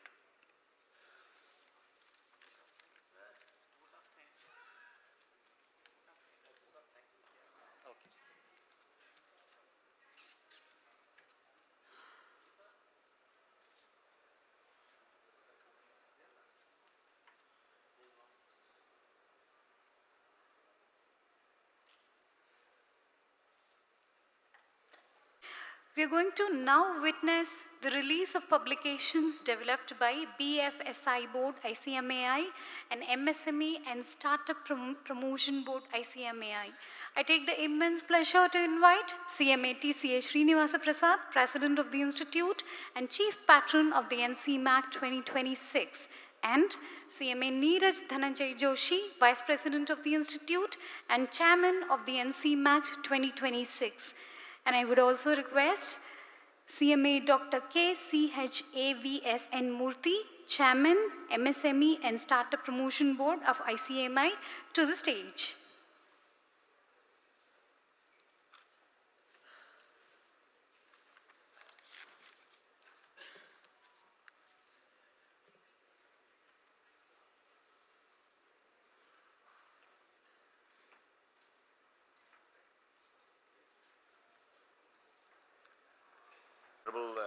All speakers and president, the 3 books we are going to release today: Guidance Note on Cost Control Strategies in the Banking Sector.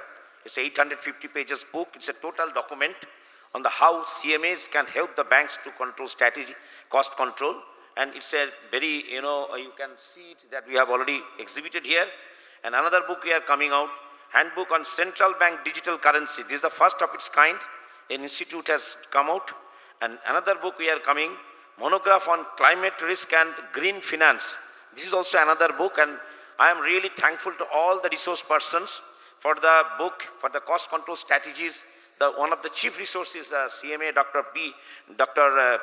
our Sivarama Prasad, and of course for the Central Bank Digital Currency, CMA Shomen Dotto, and then Monograph on Climate Risk and Green Finance by CMA Siddharth Pal. These are all the products.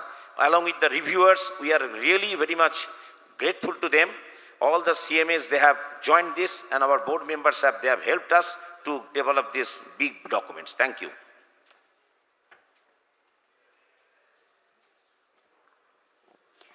I request the dignitaries on the dais to please launch the publications developed by BFSI Board of the Institute.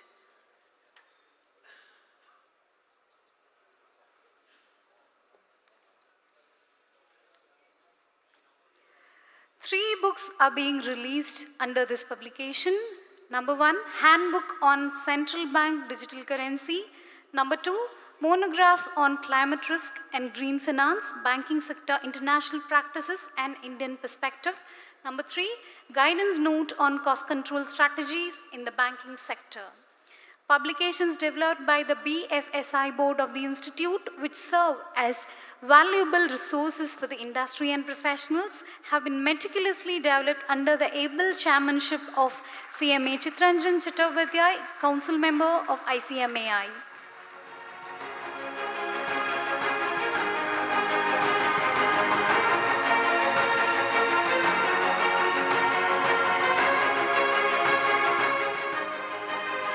It's a pleasure to present the release of the next publication, Enterprise Performance Risk Management for MSME, developed by the MSME and Startup Promotion Board of the Institute, chaired by CMA Dr. KCHAVSN Murthy. We request the dignitaries to kindly launch the publication.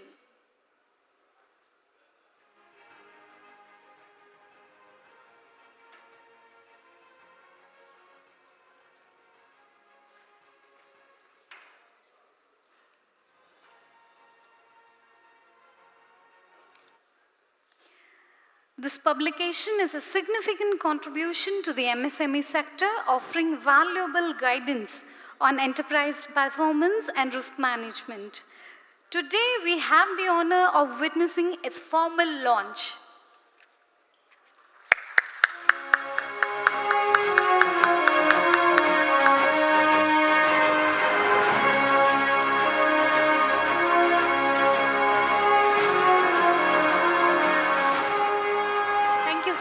Dignitaries.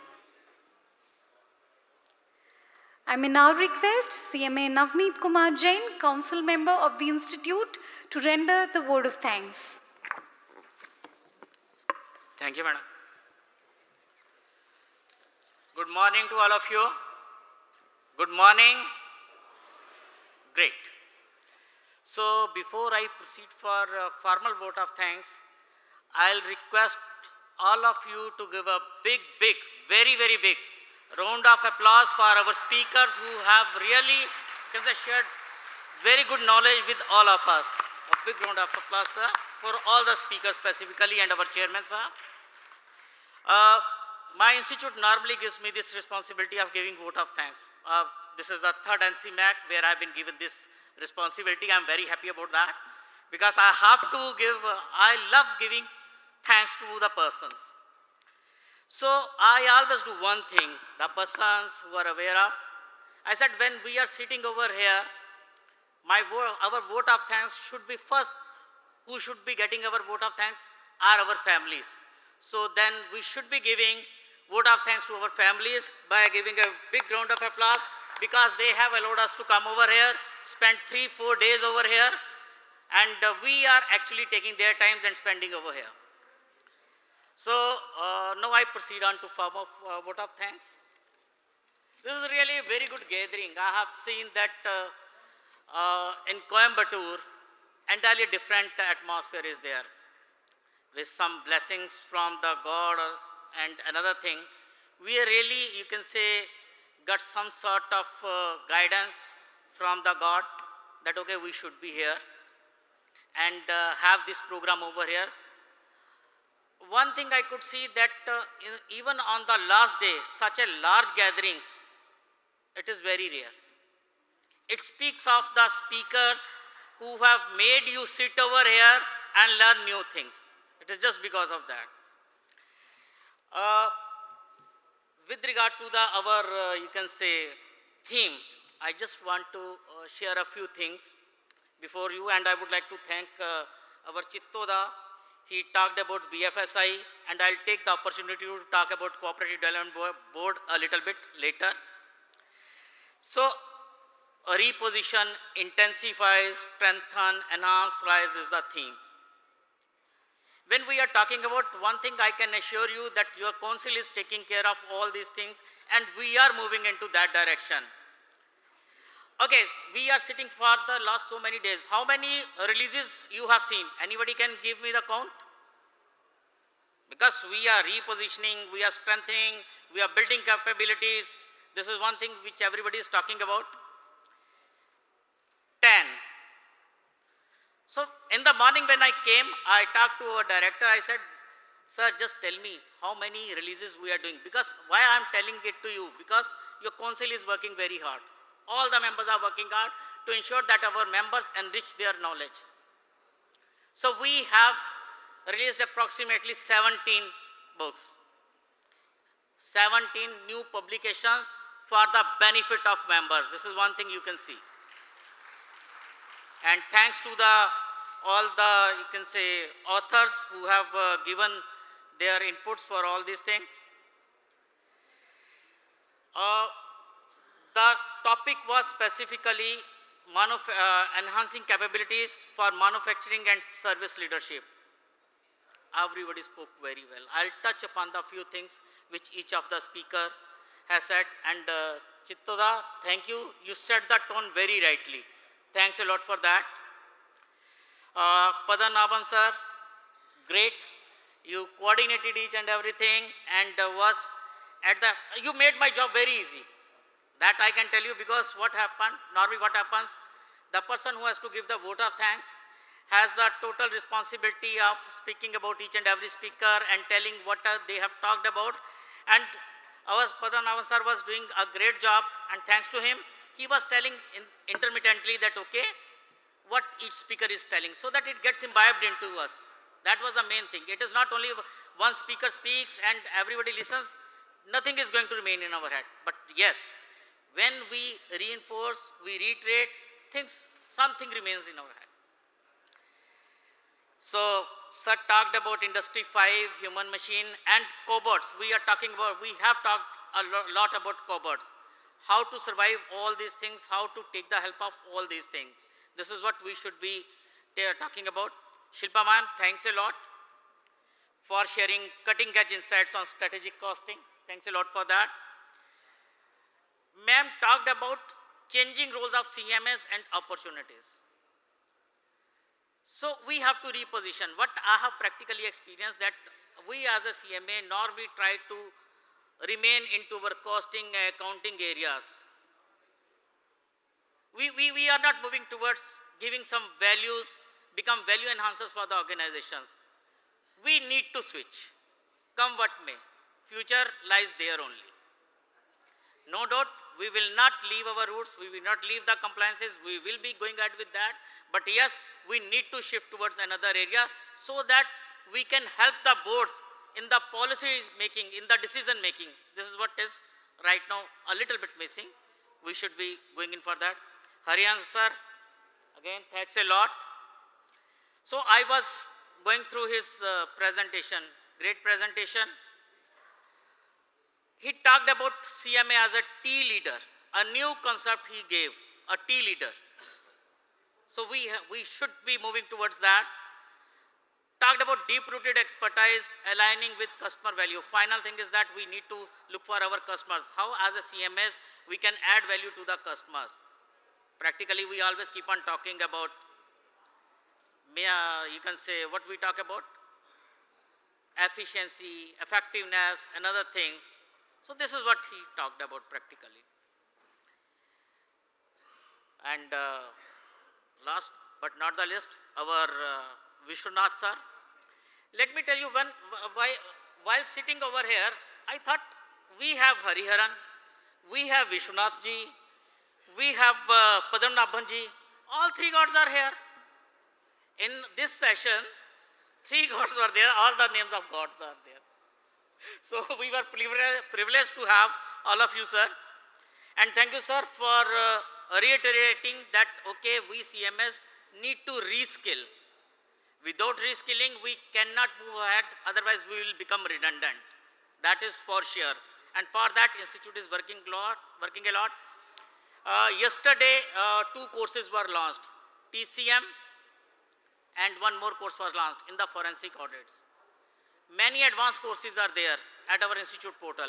I'll request all of you to go through that and upskill, reskill yourself. That will be very good for all of you. And thanks a lot. Over to you, Chairman sir, I think. So thanks a lot to the audience for being present over here and encouraging all of us. Thank you everybody. Concluding, so can they break for tea? So I hope, yeah, announcement. One announcement is there. Please wait for the announcement. Thank you, sir. As we have came to the end of technical session 4, the valedictory session will commence in few minutes while we are arranging the chairs. A small note regarding delegate kit. Inside each kit provided to you this morning, you will find a delegate memento coupon. The memento will be distributed after the valedictory session at the respective counters. Kindly retain this coupon and present it at the time of collection at the counter. Thank you.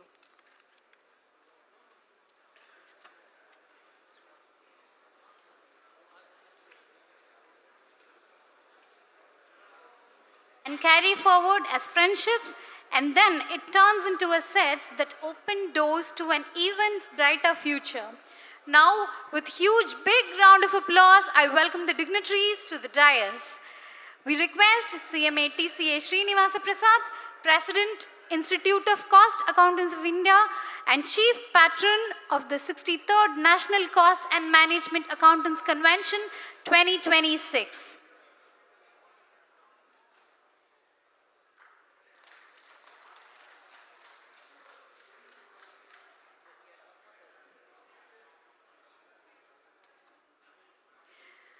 I may now request CMA Neeraj Dhananjay Joshi, Vice President of the Institute and Chairman of the NCMAC 2026, to accompany the Chief Guest, Dr. E. Balaguruswamy, Chairman, EBG Foundation.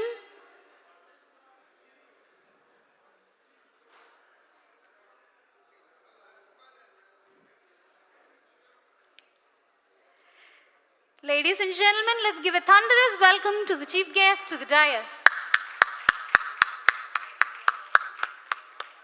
I welcome to the dais CMA Dr. Ashish P. Thatte, Council Member of the Institute of Cost Accountants of India. I would like to welcome CMA Ashwin G. Dalwadi, Council Member of the Institute, and Professor Amit Karna, Professor of Strategy, IIM Ahmedabad, and CMA Dr. D.P. Nandi, Officiating Secretary of the Institute, and CMA Dr. R. Maheshwaran, Chairman, Coimbatore Chapter, and co-convener of the convention. Let's give a huge round of applause to the dignitaries on the dais.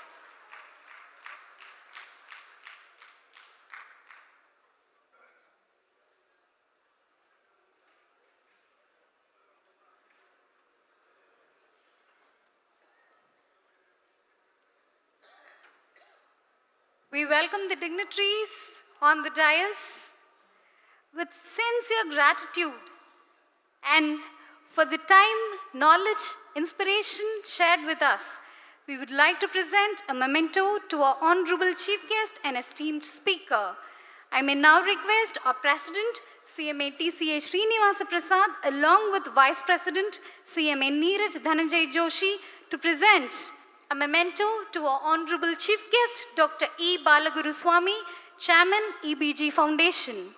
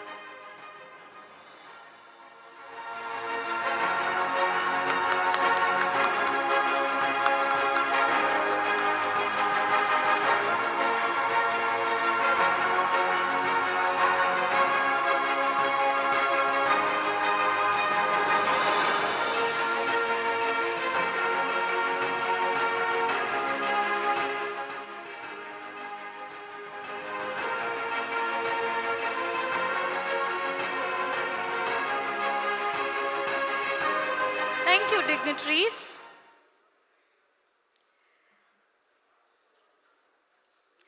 It gives me a great pleasure to invite a versatile personality whose commitment, wisdom, and experience add great value to our gathering. We welcome Professor Amit Karna, Professor of Strategy, IIM Ahmedabad, to the dais.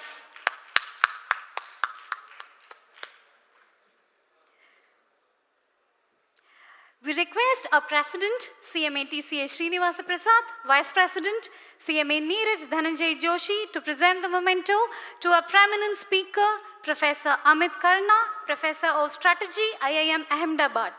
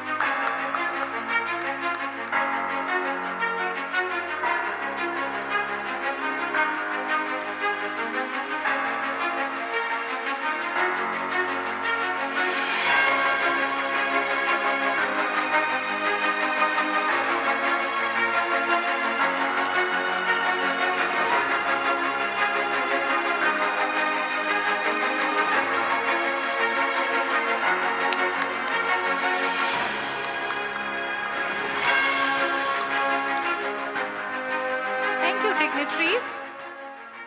We may now call upon CMA Dr. Ashish P. Thatte, Council Member, the Institute of Cost Accountants of India, to render the welcome address for the valedictory session.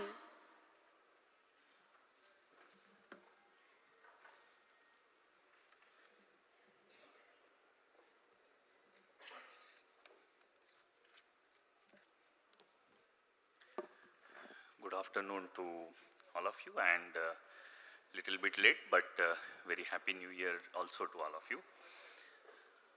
Well, when I start this welcome address to today's valedictory session, I have been privileged to have such a great personality sitting here on the dais, and of course thanks to all of you who has been here throughout last 2 days and listening to so many things, listening to so many sessions, and you must have enriched yourself with a lot of happenings in the CMA sector and must have learned many things from such a stalwart speakers. And must appreciate our President and Vice President who has taken a lot of efforts to get this NCMAC successfully done, at least until this session. To both of them, please give them a very big round of applause for both of the President and Vice President. Thank you so much to both of you. Being the leader of profession for this year, they have been working very greatly throughout the year, and today is pinnacle of that. Few of the points Navneet Jain has taken away from me, but let me have some focus on those points once again. As what you have seen yesterday and today and day before yesterday also, we had a lot of publications which has come up, and totally, as what Navneet has counted, my council colleague, 17 new publications we have issued, and I am very proud that out of 17, 12 have come out of the tax research department, the one which I lead.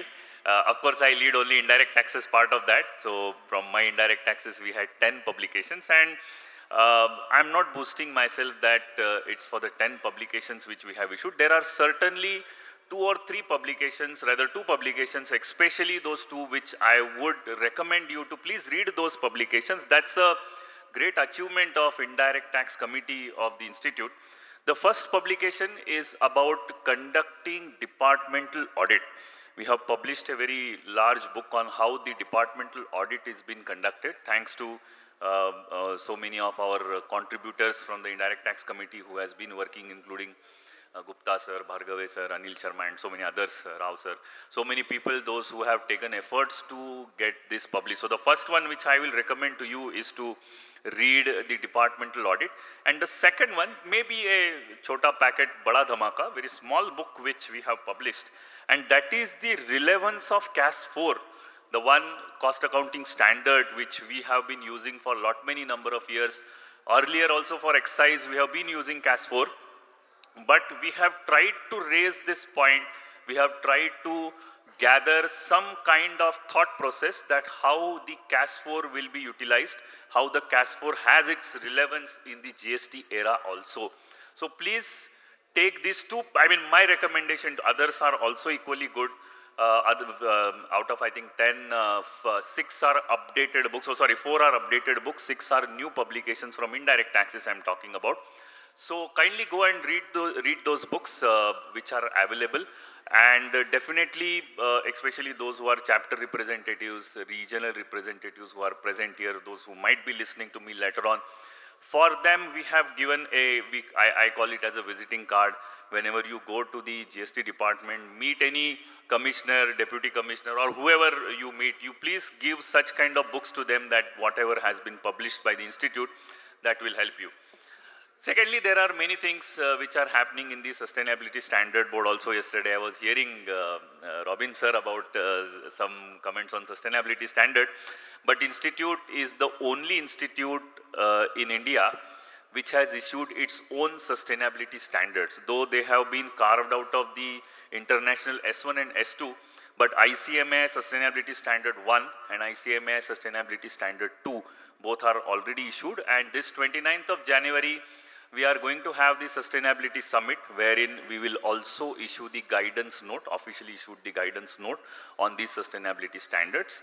I am very happy to announce the Green Awards 23-24, which we will be giving to many applications we have received for the Green Awards 23-24. We are working on giving the Green Awards 23-24 also on 29th of January at Noida. You all are most welcome. Those who are from all the parts of the country, please join us on 29th of January Sustainability Summit at Noida. And that summit will be chaired by the IFAC CEO. So kindly please come and grace the occasion on 29th of January. So these are little bit about what we have done in sustainability and indirect taxes. But I'm here to talk about some experiences, and this experience is related to what possibly Professor Amit is going to speak today. I do not know, though I inquired with him before the session that what is he going to speak. But you must be knowing that institute is very closely working with IIM Ahmedabad to draw some strategies and to discuss some of the future plans of the institute. And I must say, I must admit, I mean, I don't mind in openly admit also, the way we used to look at profession, the way we used to proceed with the profession, our ways has been modified by IIM Ahmedabad. So I'm very thankful to both Professor Vishwanath and Professor Amit, who has worked very hard on the institute, possibly many things which we don't know, they know nowadays about the institute. They have gone so much of depth. Last 1 year they have been working on that. And I'm very eager to listen to Professor Amit today that, what we are speaking about, the Rise India, because that's ultimately our goal, and that's the ultimately goal of our institute also. There are many things which possibly I can speak. I have written also, but I think I'll stop here, because as what I told you, we are very eager to listen to our dignitaries. So thank you so much. Welcome to all of you on this valedictory session of the Rise India National Convention. Thank you so much.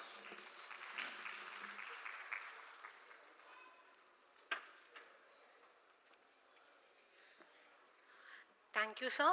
Ladies and gentlemen, this is indeed a proud and memorable occasion for all of us.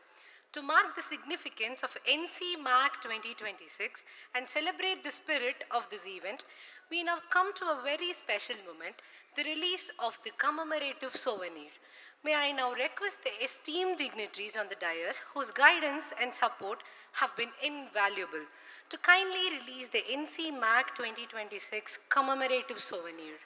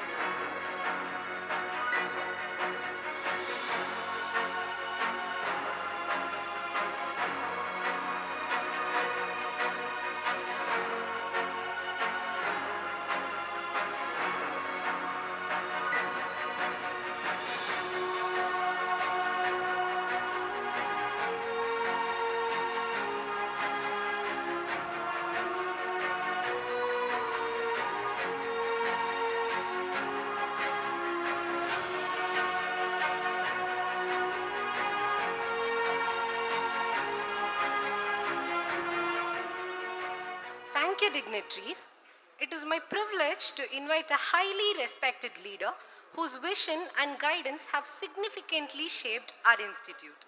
A former president and a valued council member, CMA Ashwin G. Dalwadi, continues to contribute selflessly to our progress. Ladies and gentlemen, we are honored to invite our CMA Ashwin G. Dalwadi, council member of the institute. We are delighted to invite you to share your expertise in an enriching session.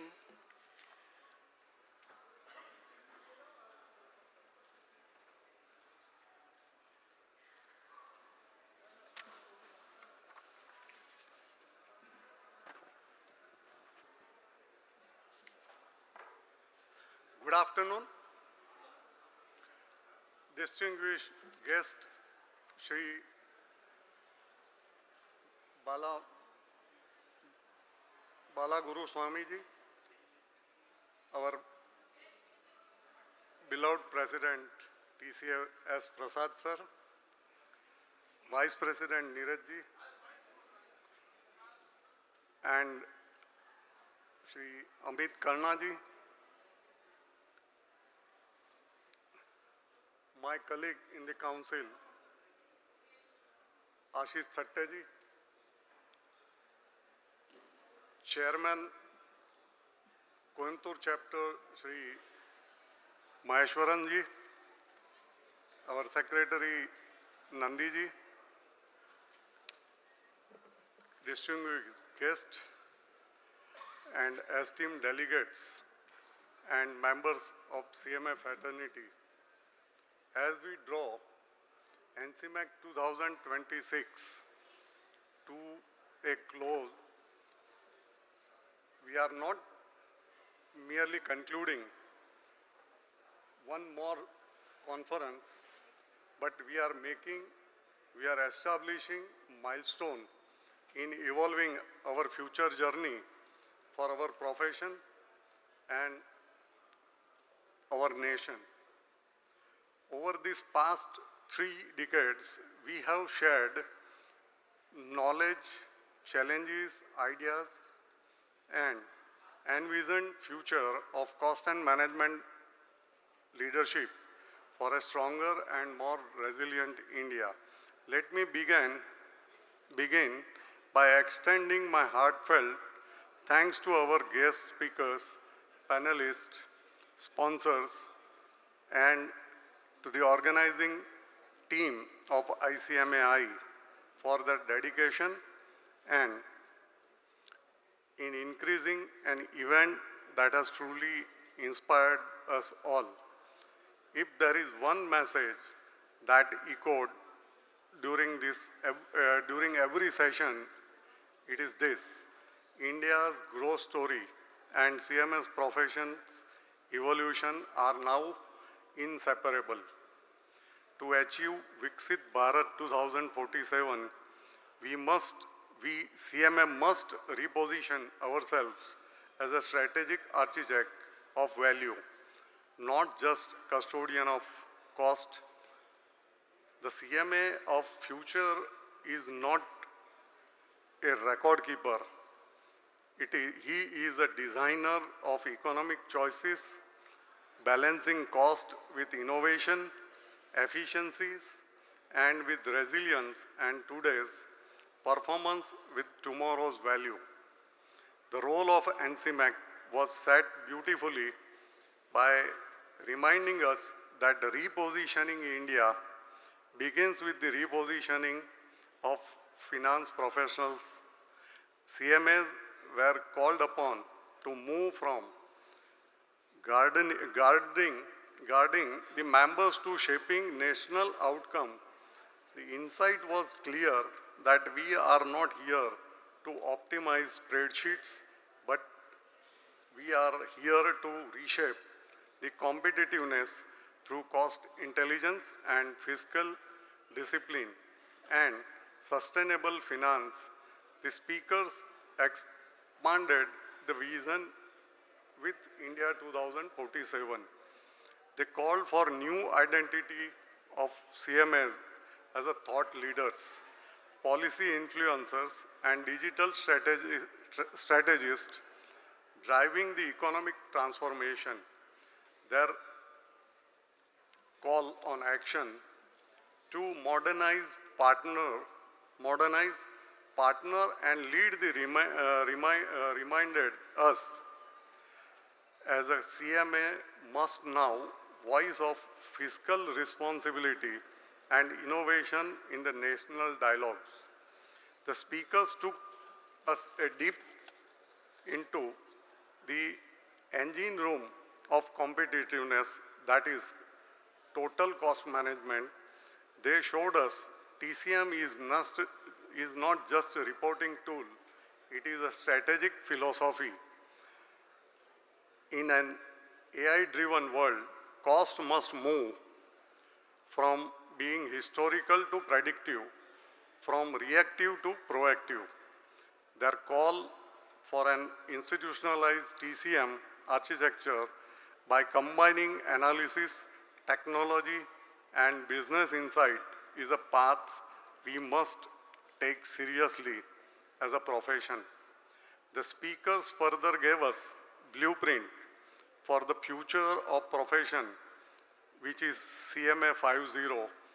They envisioned CMAs as a sustainable value architects powering MSMEs, startups, and manufacturing ecosystems through advisory, analytics, and ESG integration. Their insight that largest opportunity lies in MSME and mid-market advisory is both practical and transformative. Other speakers reminded us with both candor and conviction that CMAs must now move beyond compliances to strategic cost advisors. They spoke of India's economic surge, that is manufacturing boom, service boom, PLI schemes, and digital momentum, and urged CMAs to stand at the intersection of data, decisions, and delivery. Their message was very clear. Our profession's right to win lies in our ability to create measurable business impact. Across all these sessions, certain ideas resonated powerfully. They are: reposition. CMA must be a strategic influencer and not a silent accountant or record keeper. Intensify. Growth will come from innovation and advisory analytics and technology-driven approaches. Strengthen. Governance, ESG, sustainability must define the responsible growth and collaboration with partnership between government, academia, and industry will be the key. Enhance. Our students and young CMAs must be future ready, globally fluent, and technologically confident. It is not just a personal agenda or a professional agenda, it is a national mission, and it is aligned with the nation's aspirations. As India strides towards becoming $5 trillion economy and a leader in the global competitiveness, the CMA community stand at a defining inflection point. Our roadmap must include embedding the total cost management as a national framework for productivity, leading ESG and green finance initiatives for sustainable value creation, building digital advisory and advisory ecosystem for MSME and industry, enhancing policy advocacy and shaping fiscal reforms. Future leaders require sound judgment, strong ethics, and informed risk-taking capacities. Industry 5.0 needs a steady judgment and RISE India needs capable CMS to drive this transformation. And above all, strengthening CMA brand as India's trusted voice in governance and growth. Friends, we close NCMAC 2046 through this session. Let us remember the timeless truth. What gets measured gets managed, and what gets managed creates value. We have measured much, we have discussed deeply now. It is the time to act. Together, let us reposition our profession to match India's aspirations and intensify the growth, deepen impact, and ensure that every CMA contributes to the mission of making Viksit Bharat 2047. Sirs, Council assures you that we will not leave any stone unturned and will take innovative and unconventional actions to achieve the goals set up by this NCMAC. Thank you for your participation and thank you for patient hearing. We wish that you a safe journey to your home and look forward to meeting you again at NCMAC 27, where we will celebrate the new achievements, new innovations, and stronger and proud CMA fraternity. Thank you. Jai Hind.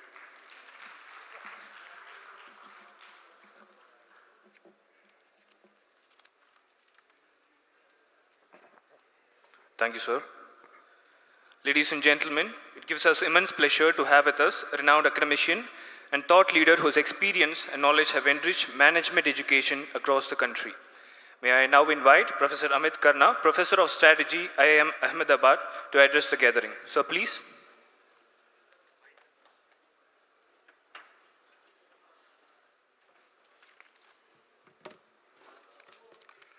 Good afternoon, everyone.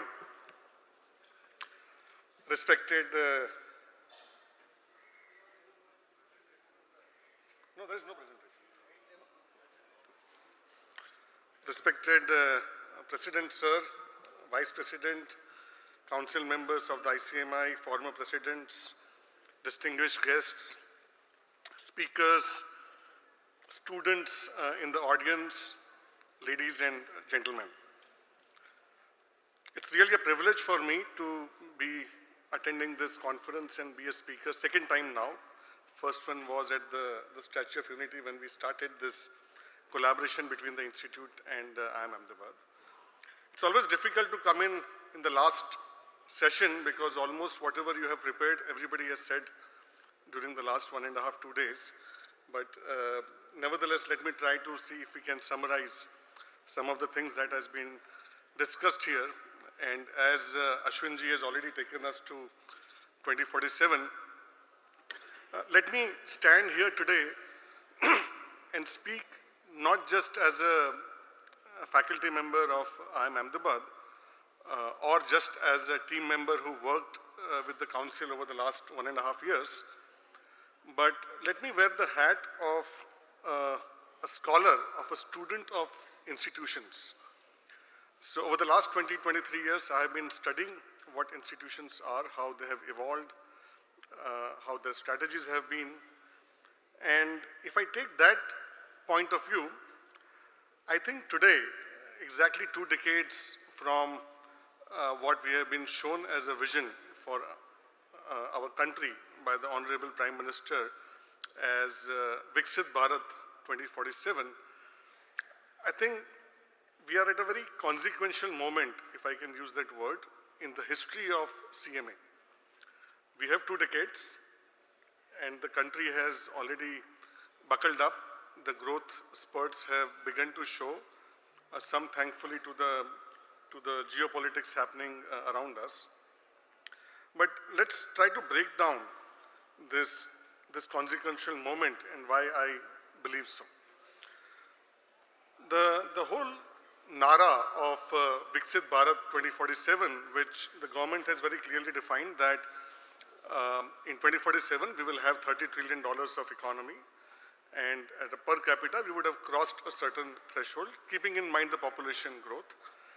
But let's first understand that, and I think several parts of the government has already understood this in the last 3-4 years, that Viksit Bharat cannot be achieved merely by speeches. It will require high quality execution. Viksit Bharat will not be achieved in 2047 merely by size. Just that becoming $30 trillion will not ensure we are developed.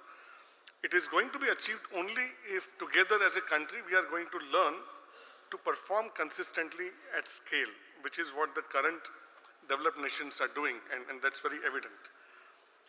Now, if you look back in the last 200 years of history, when the development has really happened, riding on the industrial revolutions, one thing that has been common across all the nations that have now supposedly become developed, that a country becomes developed when the capital is converted into outcomes, the input into output.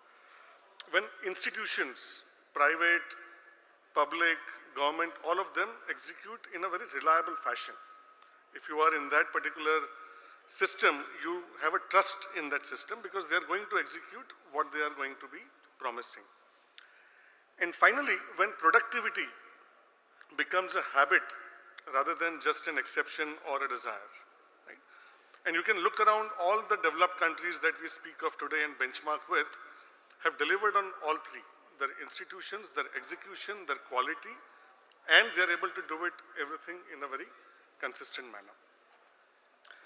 Now, given that performance becomes the cornerstone of any developed country, performance by the society, by the organizations, by the government, by companies, by the markets, we all know, and I think all of you in the room who are CMAs would know this better than me, that performance in any serious sense is built on cost intelligence, so that we know where we are spending, productivity measurement, the input-output, capital allocation discipline, we should know where we put the money, and finally, controlling the execution in a desired manner.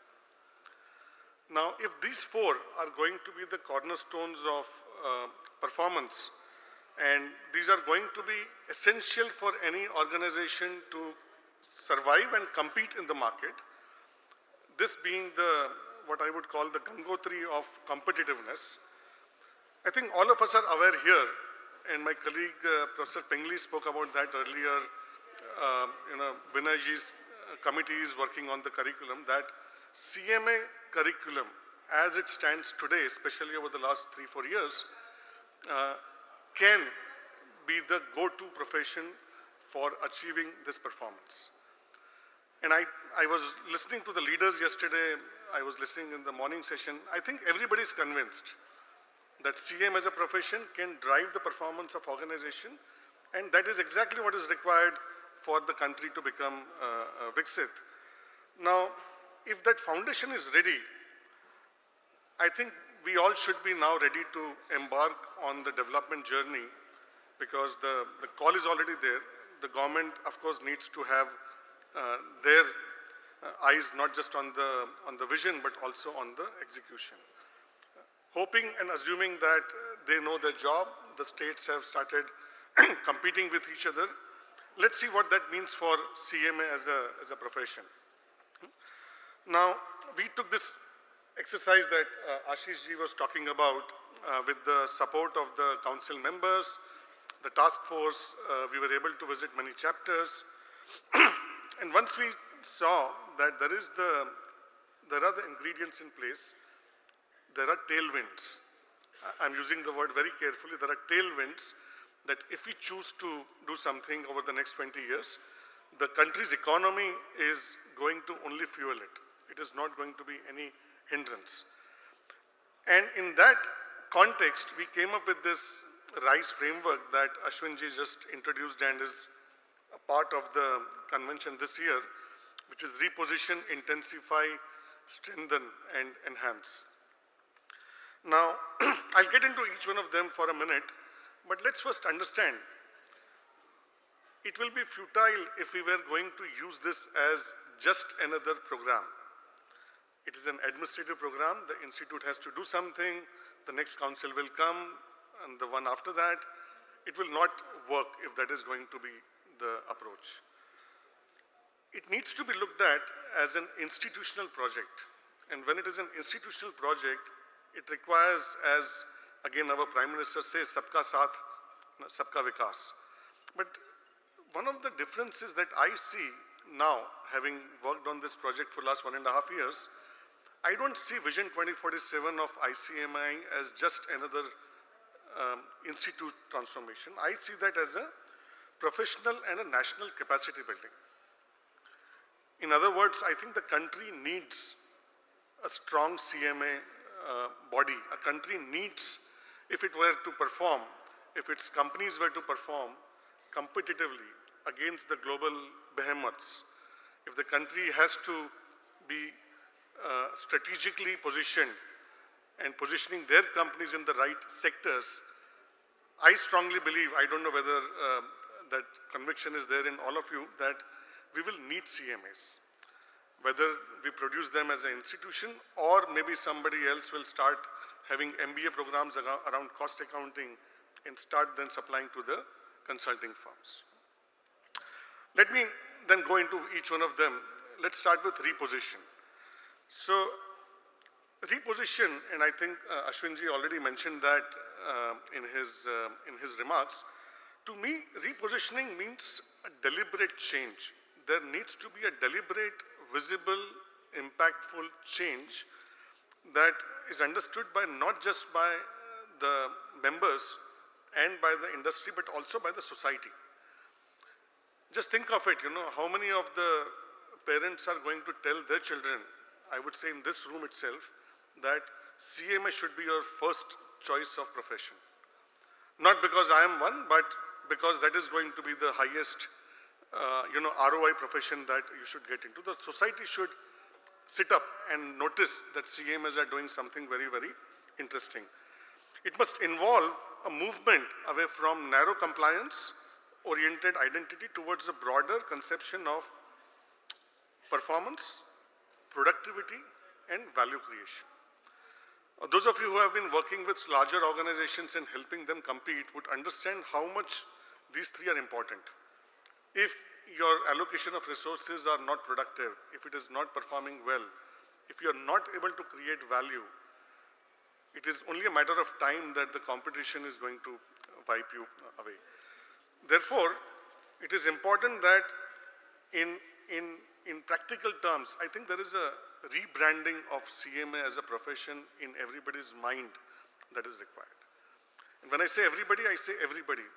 Even the parents of the toddlers who are going to be deciding on the career of their children, who by the way will be the members of the NCMAC 2046. I think we need to increase the funnel so that we get to the next point, which is, I'll come to that, intensify. I think the aim should be that CMAs today stand for very correctness. They are very precise, very good in telling us where the costs are going to be associated with. But I think merely correctness will not take us there. We need to be, and many leaders have used this word, we have to have a strategic relevance in the economic performance. So in other words, you would have already seen in the yesterday's CMA panel, the leaders panel, all the CMAs have earned their seat on the boardroom. And I think that is something that also needs to be advertised outside and shown outside. Basically what I'm saying is that the entire idea of cost accounting or costing currently is in the back office. Somebody has done something and then we go in and then we do the cost audit. I think it should come up as a frontline strategic cost capability with extreme thought leadership and credible public voice. That CMS have to be asked, this is where I should go, this is where I should be investing, this is where I should be growing into. And just look around, and I think all of us are clear, in an India in 2047, the growth is currently being fueled by highways, ports, refineries, airports, factories, large-scale factories, and each one of them require asset lifecycle management, each one of them require productivity management, sustainability management, cost competitiveness, and this is where the repositioned CMA should stand. Not at the margins of reporting, but at the heart of execution and decision making. The second element, which is intensify. I think we have seen, we were looking at some numbers, we have seen about 6 to 8% growth in the numbers that we are able to produce. But let's first understand, what does intensifying the output of CMA mean to the country and to India in 2047? To me, it means a conscious expansion of the scale, reach, and embeddedness of the profession. These are some of the issues that many institutions face. Because our members are less, we are not able to create a voice. Right? And this should be done, and we are very, very well aware, also coming from an institution like IIM Ahmedabad, that this should be done maintaining a high quality of graduates, not by just increasing the number of people from the same number of applicants, which means that increasing the number of graduates with the same quality also means what we call increasing the top of the funnel, which is the number of applicants. And some of the estimates that we have done and shared with the council, it requires almost a double-digit, 11 to 14% growth year on year for 20 years. And this is at least 4 to 5% more than where we are today as a country. We just predicted 7.6 for next year. In order to be better, we have to beat that growth rate, and nothing below 11 to 12% is going to help us with that. But let's also understand that a $30 trillion economy, by then it would be a second or third largest in the world, cannot be simply governed by a very small island of excellence. And it requires a large pool of number of professionals that are going to be widely distributed across sectors. The large number of CMAs required, I would say, is to be seen as an integrated pipeline. There are so many of the CMAs who have done their intermediate, as in they have half the competence. Many of them, we hope that there will be more CMAs completing their finals. I think this large number should be able to make the profession more consequential in influence. And we were already looking at numbers that the public sector already seeing a very, very strong CMA presence across the board. And why just stop there? Why just stop at the services? Why not have those as the first port of call to be the institute, even when the MNCs are coming into the country? So the idea is that in order to become an integral layer of the foundation of the economy growth, one needs scale. If you look at the large buildings, their foundations have to be very, very strong, and therefore they will be able to withstand that enormous demand for this service. Right? The third element, as we say, is strengthen. Right? So Professor Pingley talked about the competence-based framework that we have proposed, which tells us exactly how competent is a CMA. Strengthening to me means that we should ensure the intellectual and practical competence of the professional that is helping the company or the client remain ahead of others. You understand that it is a profession of trust. Somebody has to trust the professional inside the company or outside the company. And what do you eventually trust? You trust a competence, whether this person is competent to be able to take this decision for me or not. Experience tells me that without ambition without skill, if you don't have skill and if you aspire to be very high, it's fragile. And scale without good quality and capability is very dangerous. So if we have to intensify, we also need to strengthen the curriculum. The council, and I was really happy to see the way we saw how the curriculum review takes place every 4 years.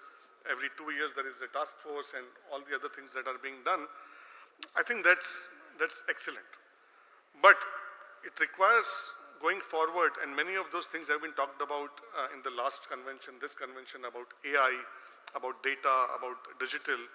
So to me, I think we require some kind of a fundamental rethink around curriculum, pedagogy, assessment, and not to forget one very, very important aspect of this, which is faculty development.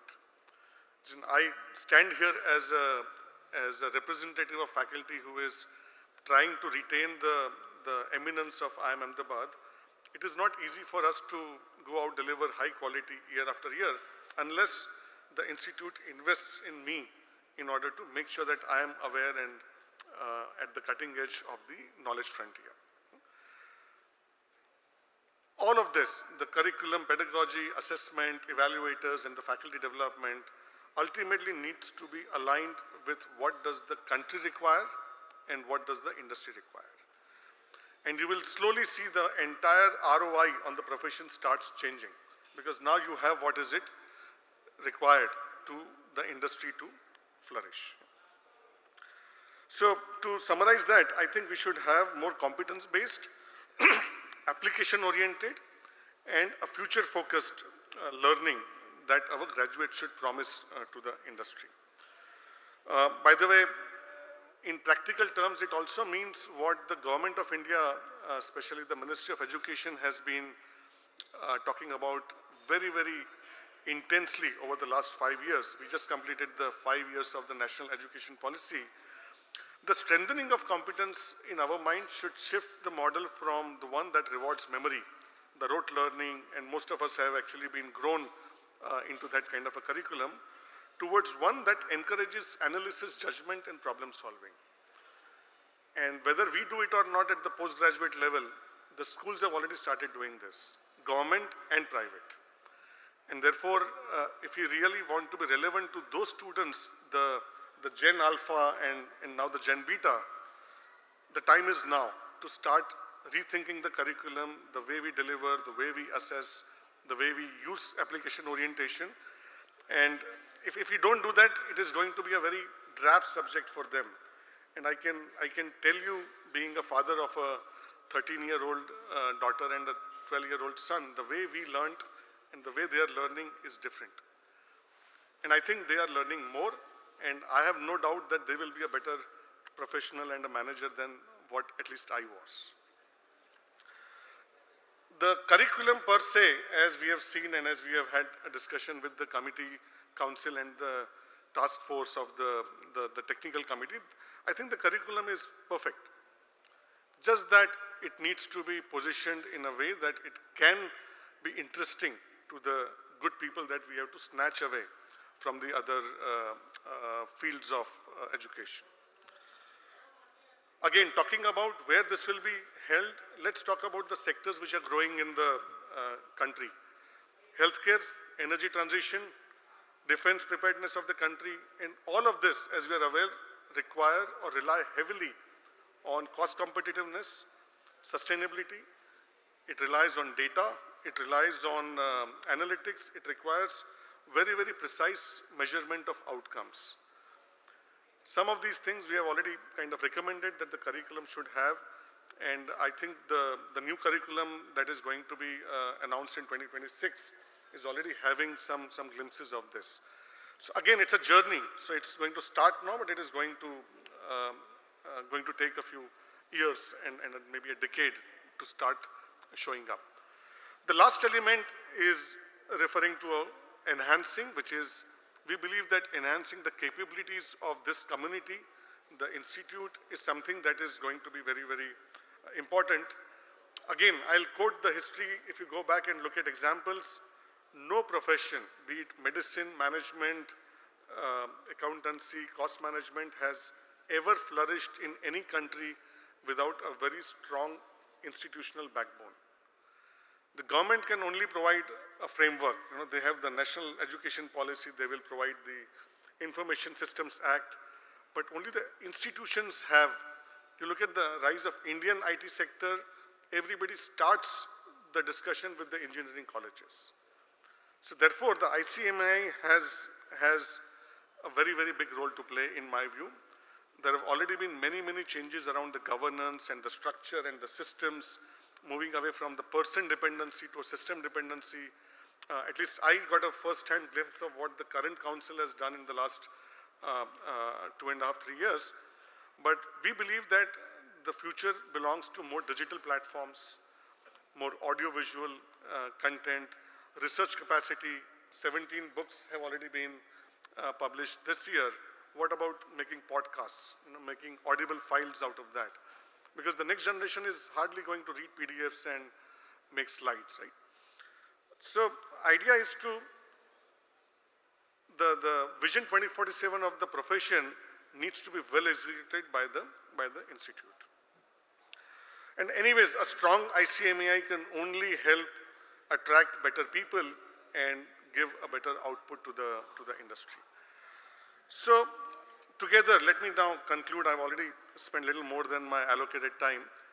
Bringing together RISE, I think RISE is not just a reform program.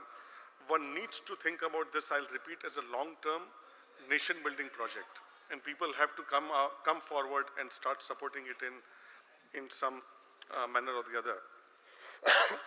Finally, I would like to have three very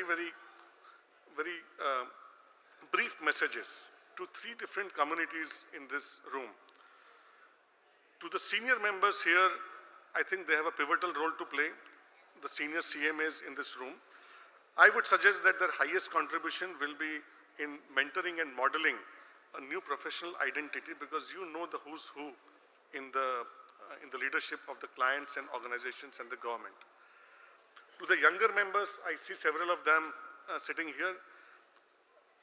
Your job as a CMA, as a professional, needs to go beyond a job or beyond an accounting professional, and you need to start thinking about what you're doing, how is it creating an impact in the industry, in the country. So that needs to be imbibed in every younger professional, that are you doing nation building or are you just reporting numbers? And to the institute leadership, many of them here on the dais and in the council, my humble request will be to invest in ambition and ideas of the people, of the young professionals, of the applicants, as you are doing in the systems and processes. So that should continue. But let's raise the bar a little bit. So going back to where Ashwinji took us in 2047, I hope that when the country and the country's leadership looks back in 2047, it should be able to say that CMAs were present. They were present in the factories, in the boardrooms, in the infrastructure projects, in the ministries, in the digital platforms that are going to be currently in 47 running the country. But systematically, they were ensuring the performance of each one of these firms, and without them, everybody will come back and say that it would not have been possible if we did not start the journey 20, 30 years back. So in the end, I would like to conclude by saying and reiterating that nations have never become developed. So Viksit Bharat 2047 might remain very, very elusive if we are not designing it well.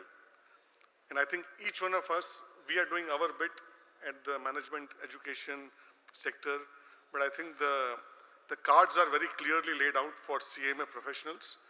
I hope that CMAs do not stand in the back office of the history, but get their rightful place in the engine rooms where decision making is taking place. Thank you very much and wish you all the best.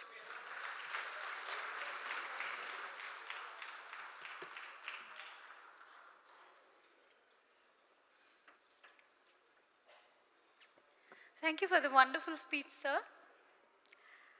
It's said that leaders are remembered not just for what they achieve, but for the inspiration they leave behind. Today, we are honored to have with us a personality whose life and work embody this truth. I may now request our distinguished chief guest, Dr. E. Balaguruswamy, Chairman EBG Foundation, to kindly share his thoughts with us and address the gathering.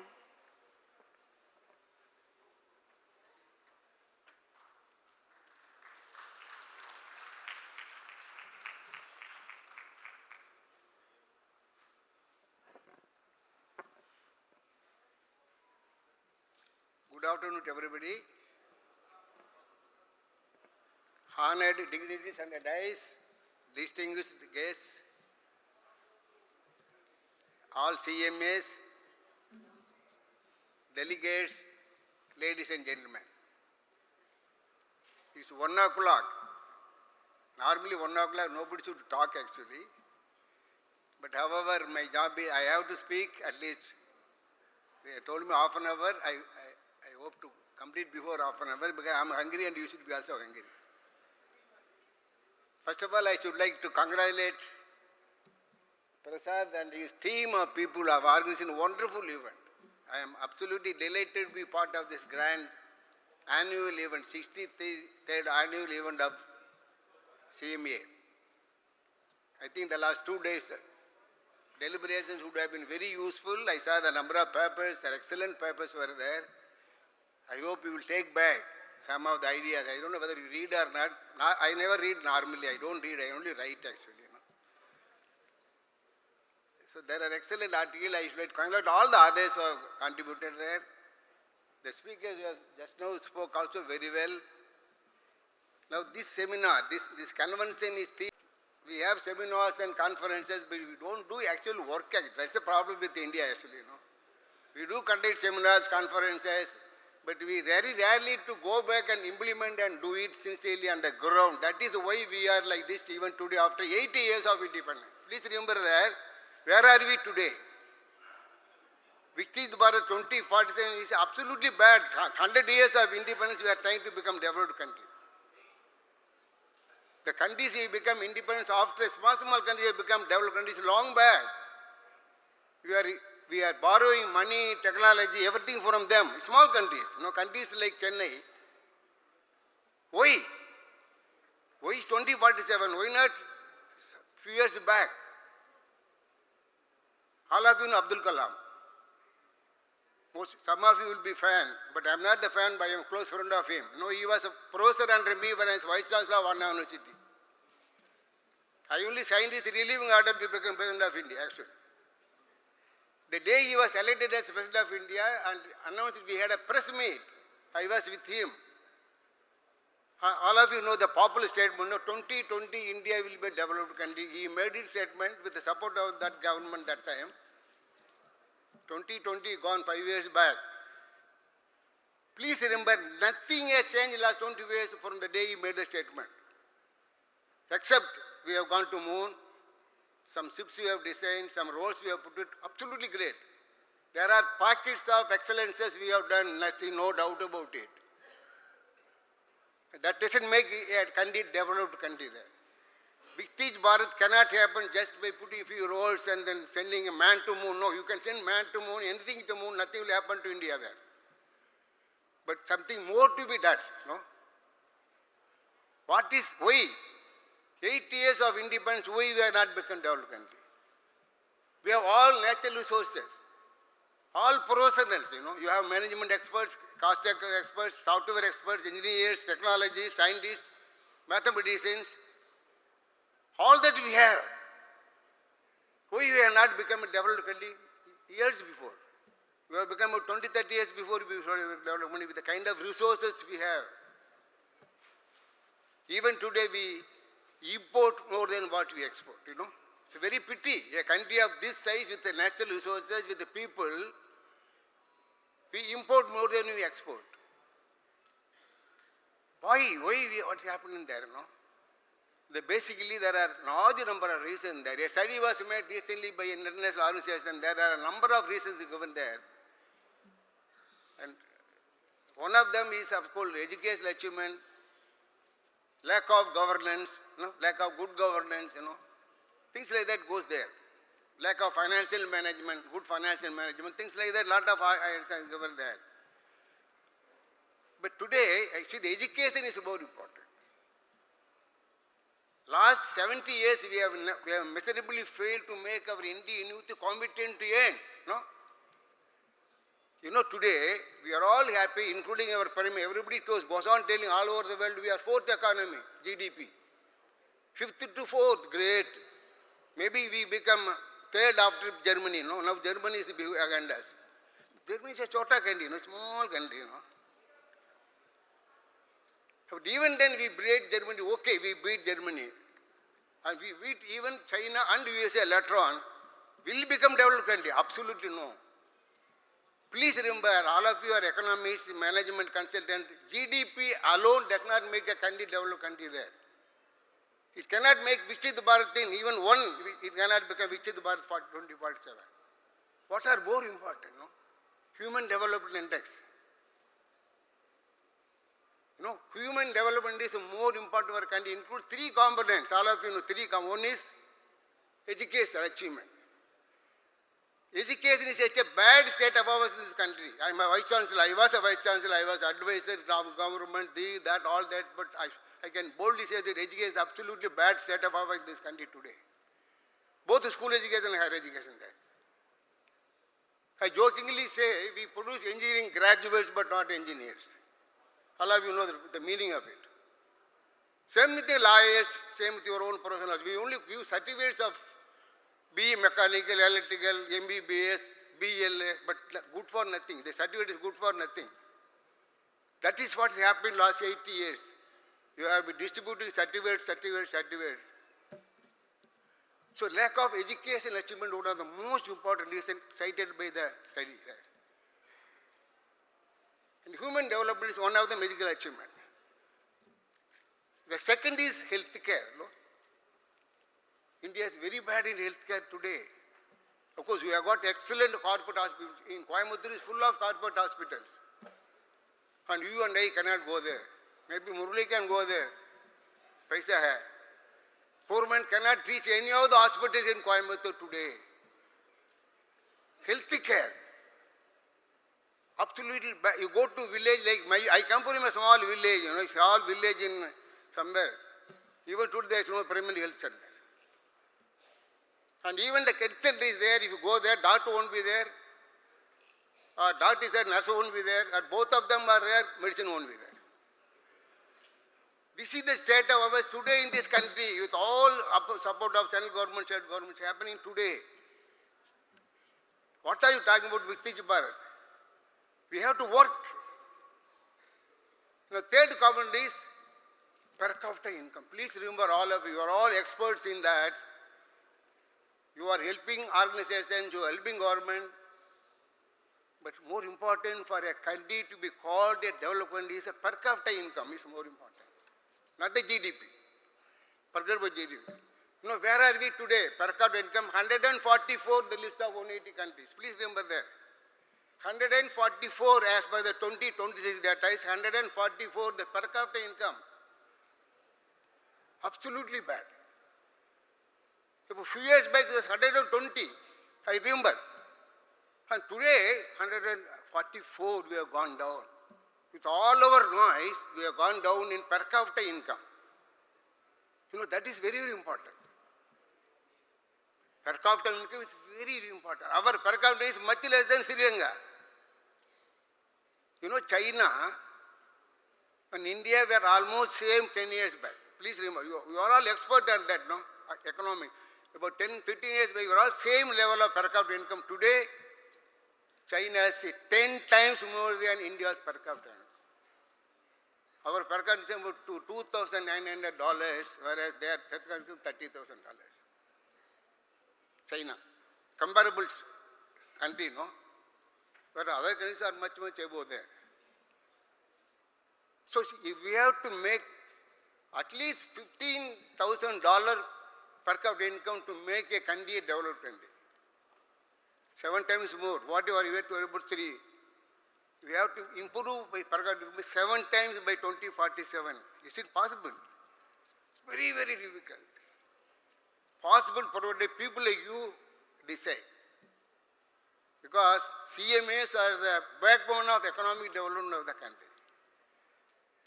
CMAs are the backbone of economic development because you advise the companies, you advise the corporates in the cost management, account management, in the all management, you always government and policy making. You can play an important role to make it happen. But increasing per capita income is very, very difficult because most of people don't work in this country, Most of us don't work.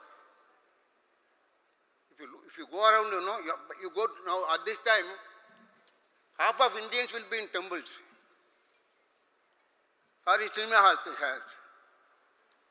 And also, the participation of women in economic development is much, much less in India. Only 20% of the women folk contribute. Many don't work at home, seeing TV at the daytime, Most of the women seeing TV at daytime. One of the major problem is 50% of the Indian population belongs to them, more than 50%. And only 20-25% of them contribute little bit here and there by attending functions like this. Everybody has to participate to improve economic, Per capita income is not a joke. That's why the education play an important role.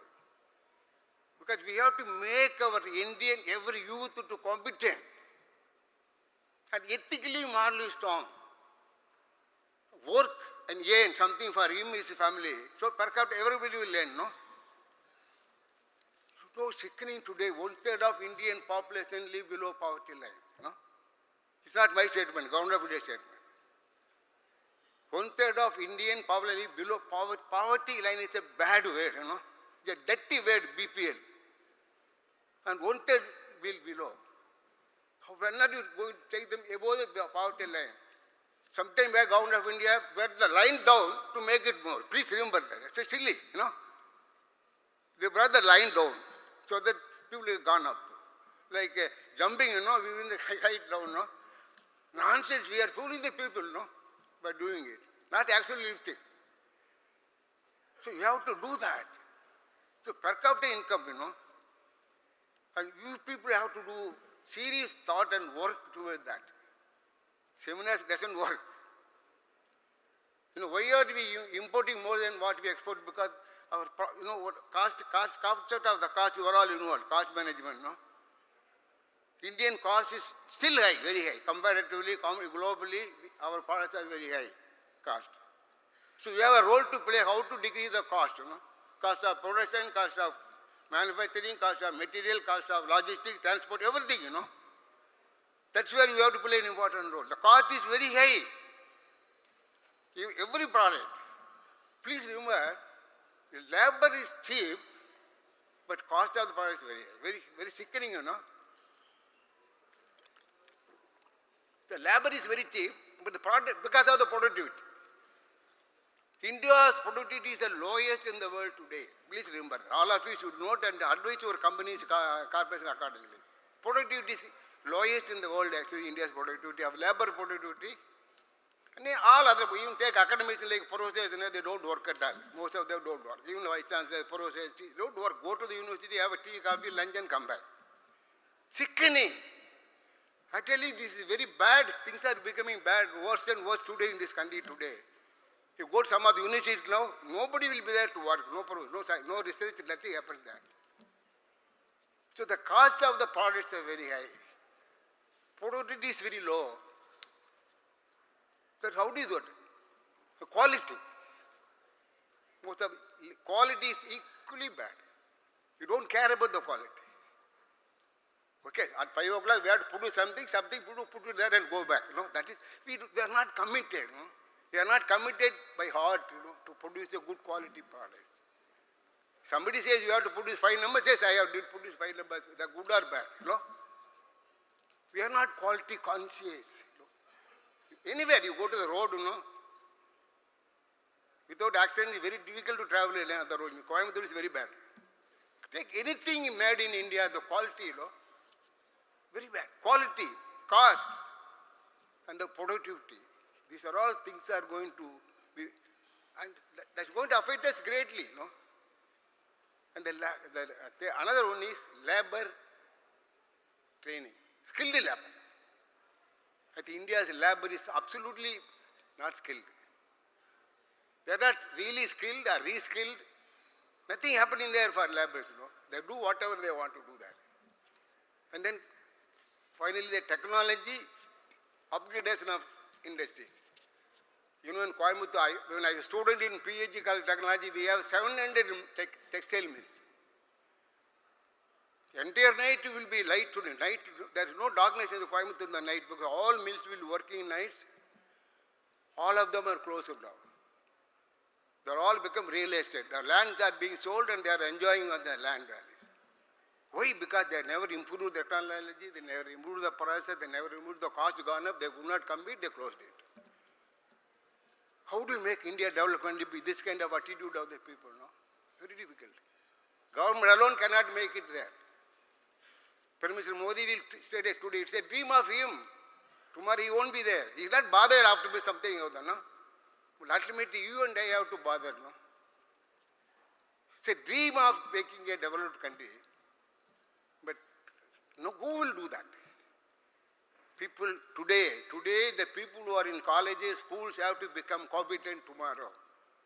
That's what I told yesterday. I was a school first. I told today the teachers have to play an important role to make Indian youth competent. Today go to schools, 10th, 11th, labs are there closed. No labs are conducted there. In government schools, marks are 20 out of 20 marks are given without even opening the lab. That's a practical, that's the rule of the government. So how do you make competent people, That's why education play an important role. But beyond education, people like you, professionals who advises the governments, who advises the companies, have to play a very important role to make it happen there. So I would like to conclude finally, because there are so many things I can tell about India. I'm sorry to make a statement, India is known as a hunger capital. All of you know that. I'm not telling. In World Bank statement, UN statement that. We are all ashamed of it. After 8 years of independence, India is known as hunger capital because 25% of the hungry people of the world live in this country. How can you make it developed again in 2047? 200 million people go to bed hungry even today. You are all lucky to be in such a huge hall with a coat, suit and attending seminar, You may not realize it. You go outside. 200 million people go to bed hungry even today. What are you talking about sending somebody to the moon, all nonsense statement, How are you going to make it happen there? I think every youth of the country should be educated, trained, make him to work, not only trained but morally, ethically strong. That's what the new education policy have gone to. Only one objective is to make Indian youth competent to meet the 21st centuries and morally, ethically strong. That's all. There's only one statement. Make that when you have the policies and all that strategies, everything we have to do. That 500-page document is only for that one statement. That everybody has to do that, All of us are professionals, We should also be morally, ethically strong, How many of us are morally, ethically strong? I'm sorry to all these questions there. Very, very important. I tell you, when I was a UPSC member, I used to select IAS fellows, IPS fellows, Indian Foreign Service, AFS, all fellows, One doctor came to me for an interview, medical doctor. I asked, why do you want to, you normally ask a question, why do this civil service? Sir, I want to serve the society, bolta. But a society, doctor is the best, We have to serve the society, No, sir, I want to serve the wider society. Doctor means only patients, I want to serve the poor people, these people, village people. It's a great statement, selected. I gave him mark. The fellow came to Coimbatore to work here. I was here. He didn't know that I'm here anyway. Doesn't matter. After joining within a year, he became 24 hours corrupt. Morning to evening, he collect money, put all the pockets, In Coimbatore, I know that. One day, one of the functions I met him, and how do you make development, why this kind of fellows are there. I met him and asked him, do you remember me? Sir, you only selected me, sir. What did he say? he was not replying. Then why are you like that? Sir, what can I do, sir? My boss says, my minister says like that. Huh? Maybe he didn't say his wife was telling it, mother-in-law was telling. That is what I say, the Indian youth should be morally, ethically strong, so that you will not bend. Because boss told, you companies also, no? Companies, many things happens, the boss told, no? So morally, ethically strong is not only for them, but everybody. Every Indian should be there. I always say India is economically maybe strong as per the GDP, but morally India is a weak country. Please remember, morally, socially, India even today a weak country there. You can see, open the paper, you can see how it is bad. When are you going to change that, become independent, developed country later on? You make every Indian youth morally, ethically strong. If you are, all of you, CMAs have to play a match, I always feel you are the pillars of economic development of the country. Each one of you have an important role to play. And I'll finish in 3 minutes giving you 5 C's for you. No? 5 C strategy for success of CMAs. Super. I conclude with that. First C is competence. Everybody know. You should be competent. As I told you, don't get a certificate, no? Somehow or other, full night I mugged up, I wrote exam, passed it, but after exam I forgot everything, That's kind of thing, So competence is a real competence in finance, costing, taxation and technology, all competence, You have to update to AI. You talk about the 4th IT revolution, 4th industrial revolution, So all of you should develop and keep your competence updated. Without which, whatever studied will be outdated today. You will not be useful. The first C is competence. The second C is creativity. I tell you, creativity is close to my heart. Everybody has to be creative in this country there, including your maid servant at home in the kitchen. If you're not creative, gas will be out, oil will be out, milk will be out. Creativity is very important there. You have to be creative in using cost reduction, After all, your role is advise the company to how to reduce the cost. Pricing strategies, logistics, You have to use your creative thought, innovative thoughts to help your companies, help your customers, how to reduce the cost, how to improve the quality. These are very important. So creativity, every day you have to use some new method of thinking of it. Curiosity and creativity is very, very important. Curiosity leads to creativity, creativity leads to innovation. Please remember, innovation in India is very bad. Innovation, any country to be a developed country, the patents are important. Innovation. All of you know patents, India's contribution, 0.3% of the world patents. Absolutely bad.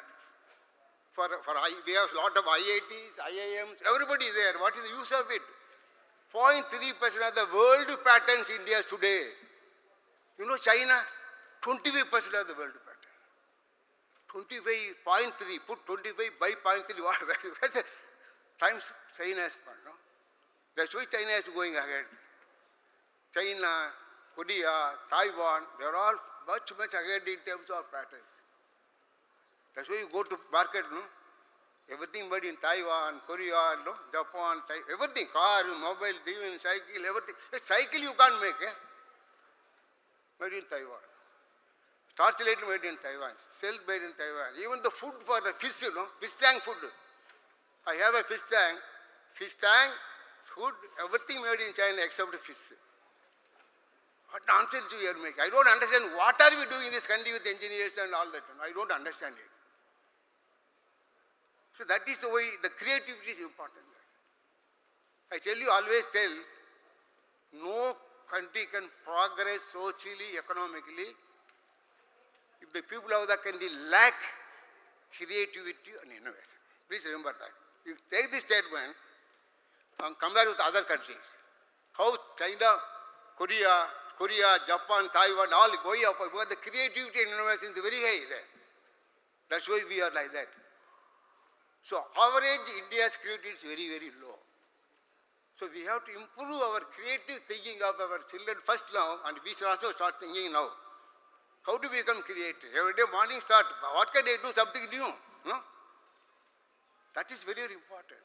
And simply going there, signing a file, seeing some okay, data, doesn't work. That anybody can do it, you know. The third is commitment, of course, important. We have to commit in terms of dedication, integrity, and ethical standards. All of them we have to commit. Because you are very, very important for ethics.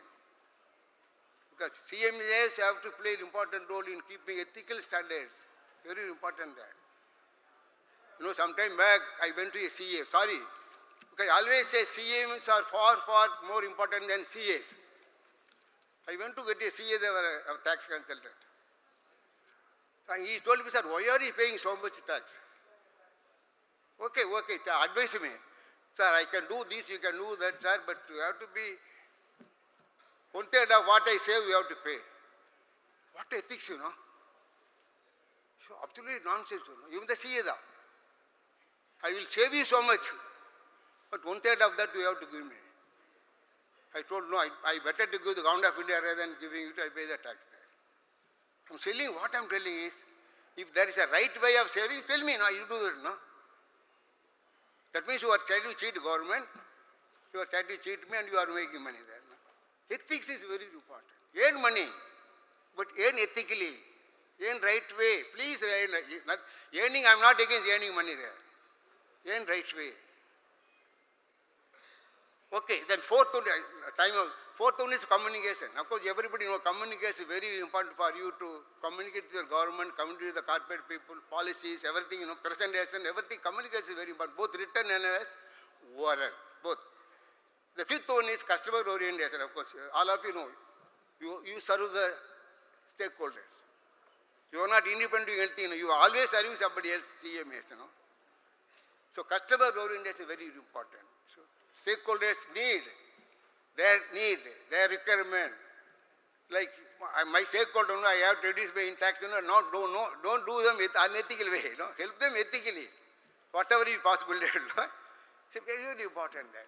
So these are the 5 C's I wanted to present to you to manage and think every day to make you successful CMAs in 21st century. You know, 21st century is a great century. There have a lot of change in technology, a lot of changes in the way we need to live, manage, work, everything is changed now because of technology, because of AI.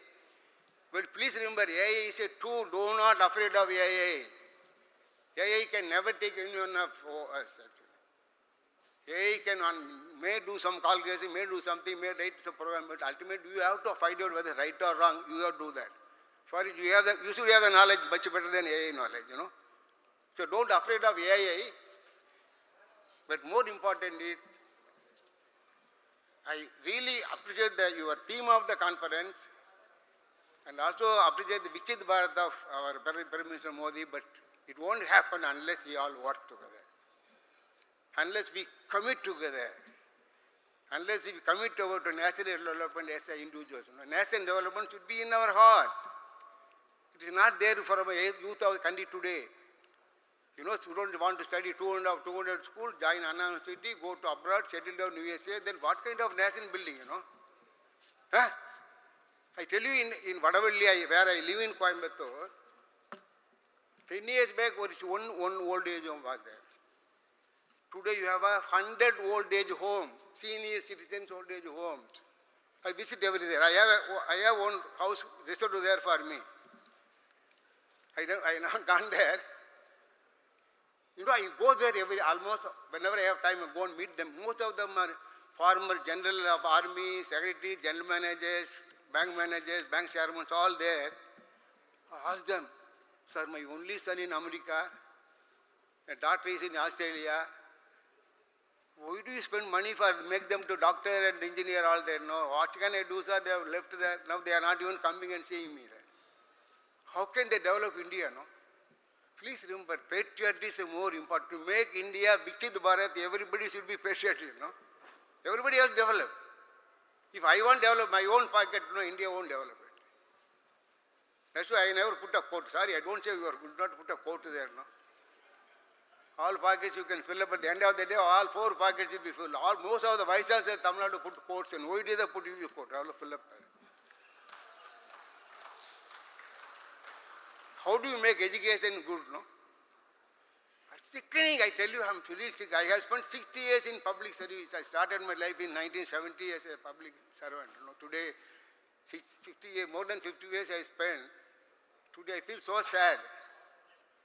I was IT advisor, large number of state governments today, but even IT is not implemented properly where it should be done. Because they are afraid. If you put IT, you cannot make corruption, no?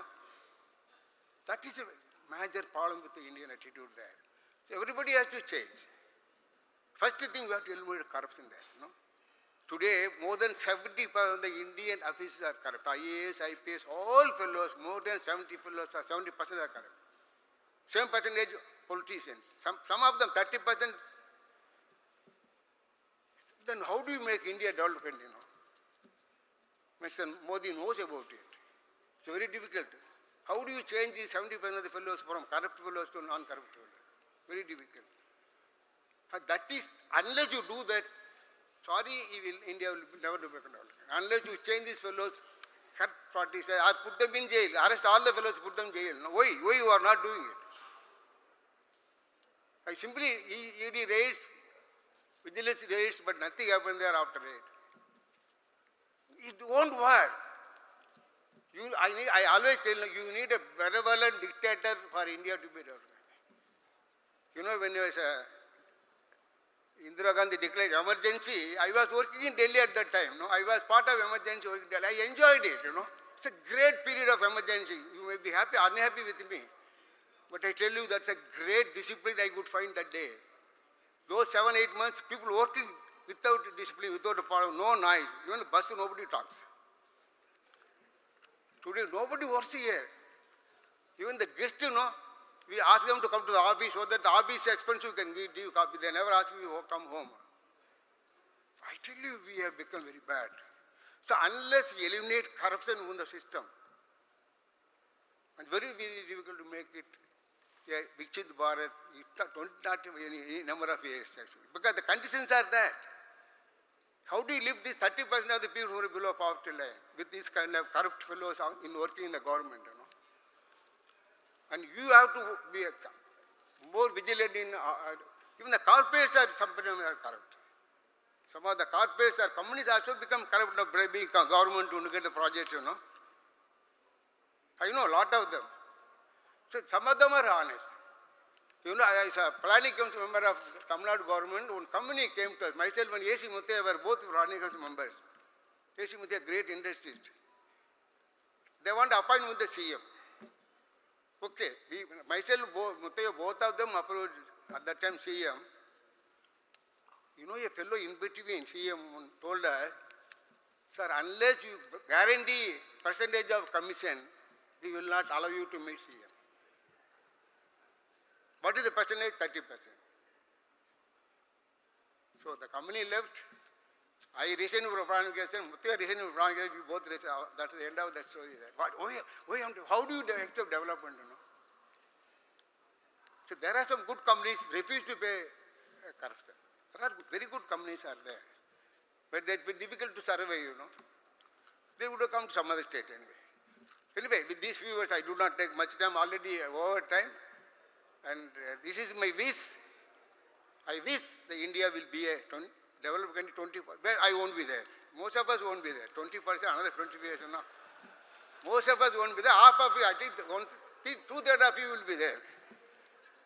And if you want to live in developed country, please start working today, so that you will be happy to see a developed country by your time. And these 5 C's are my presentation. If you agree, please try to understand, follow it, try to do that, whatever possible. And in this way, I would like to conclude. Thank you very much. I enjoyed being with you. And, and I'd like to thank Prasad and his company and everybody here, having done a wonderful job for the 2 years and 2 days, sorry, 2 days. And I should thank them personally because bringing this conference to Coimbatore, no? It's a national one bringing to Coimbatore. I was so happy when they told me Coimbatore.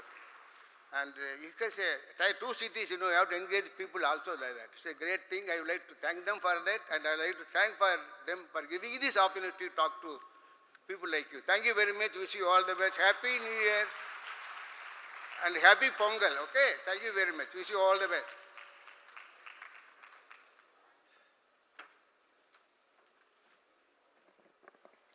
Thank you, sir. It is a privilege to call upon a respected Vice President, a pillar of strength and wisdom for our organization. I may now request CMA Neeraj Dhananjay Joshi, Vice President of the Institute and Chairman of the NCMAC 2026, to share his valuable thoughts with us. Sir, please. Good afternoon. Respected Dr.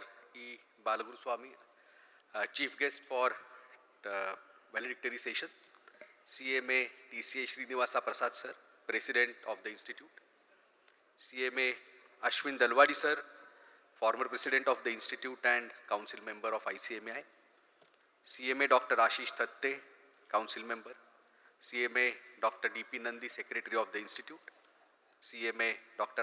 Maheswaran Sir, Chairman Coimbatore Chapter, all the former presidents in the gathering, all my colleagues in the council, regional council and chapters.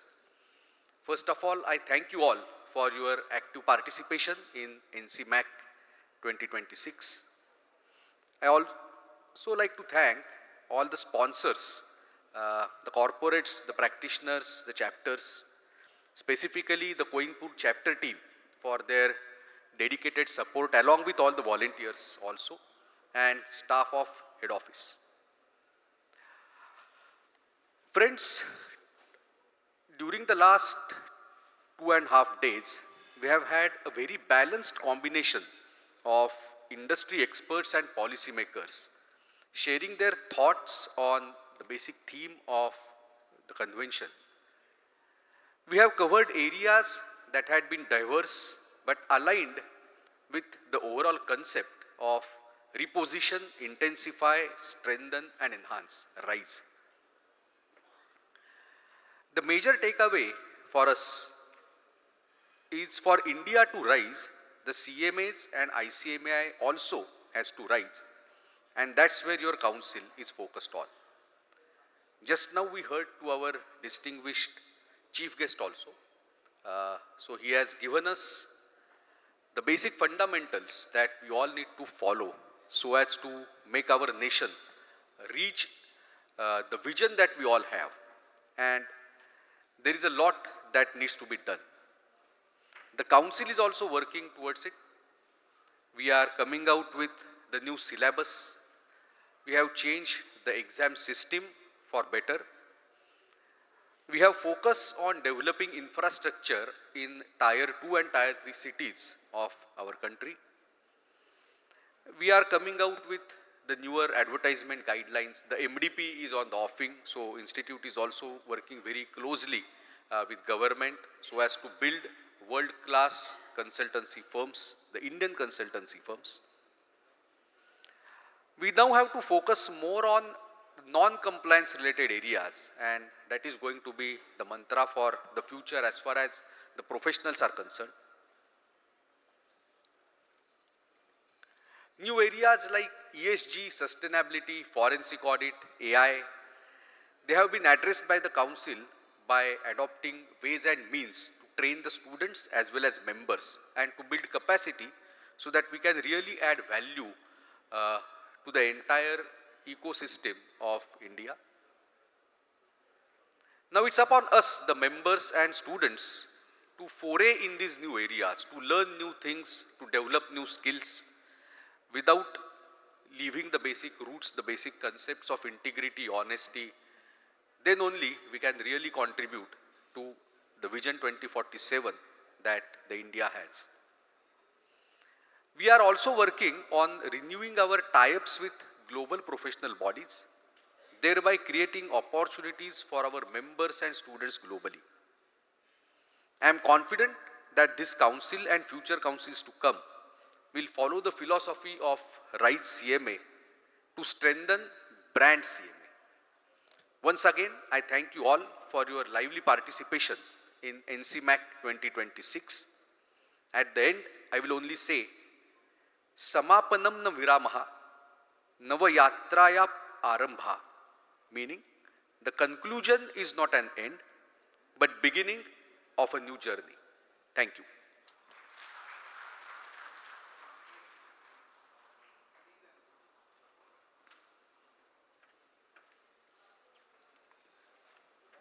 Thank you, sir.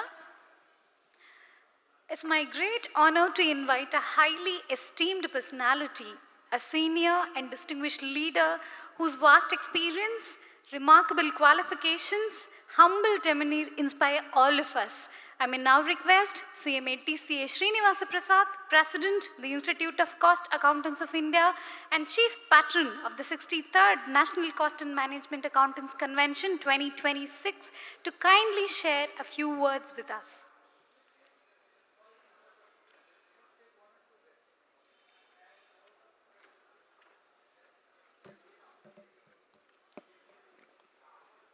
Good afternoon, Honorable Chief Guest, Dr. E. Balagurusamy sir, CMA Neeraj Joshi, Vice President and Chairman NCMAC 2026, CMA Ashwin G. Dalwadi, Council Member and my President and Chairman Technical Committee NCMAC 2026, under whose guidance we had organized all the technical sessions. CMA Dr. Ashish Prakash Thatte, Council Member, Professor Amit Karna sir, CMA Dr. D.P. Nandi, Secretary Officiating of the Institute, CMA Dr. R. Maheshwaran, Chairman Coimbatore Chapter and Co-Convener NCMAC 2026, Council Members, former Presidents, distinguished guests, industry leaders, academicians, delegates, students, ladies and gentlemen, and the ever-ready volunteers. Namaskar and warm greetings. As this valedictory session brings the 63rd National Cost and Management Accountants Convention 2026 to a close, it's a moment of reflection, gratitude, and renewed resolve. Over the past 2 days, Coimbatore had served as a vibrant confluence of ideas, insights, and inspiration for the CMA profession. This convention has truly lived up to its theme, Rise India, Reposition India and CMAs, Intensify Growth, Strengthen Competence and Enhance Capabilities.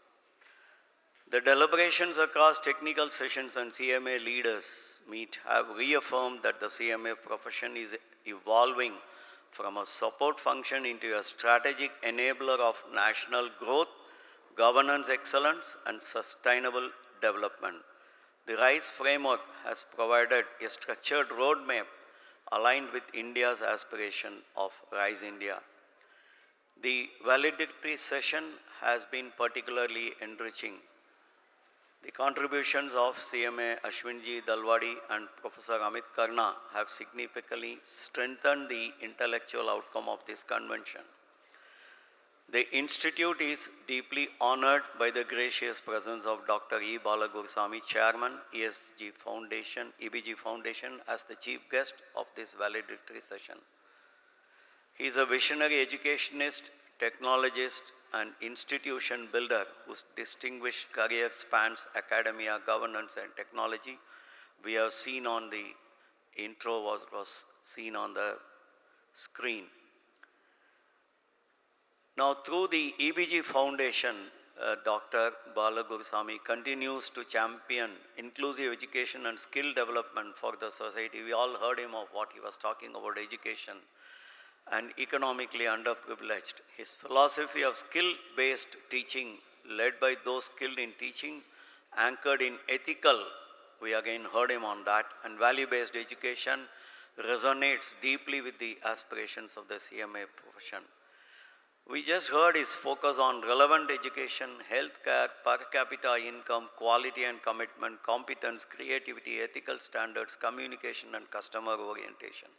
Sir, on education, as one of our earlier speakers said, that we wish to inform you that we are always aligning our syllabus with the current requirements of the nation.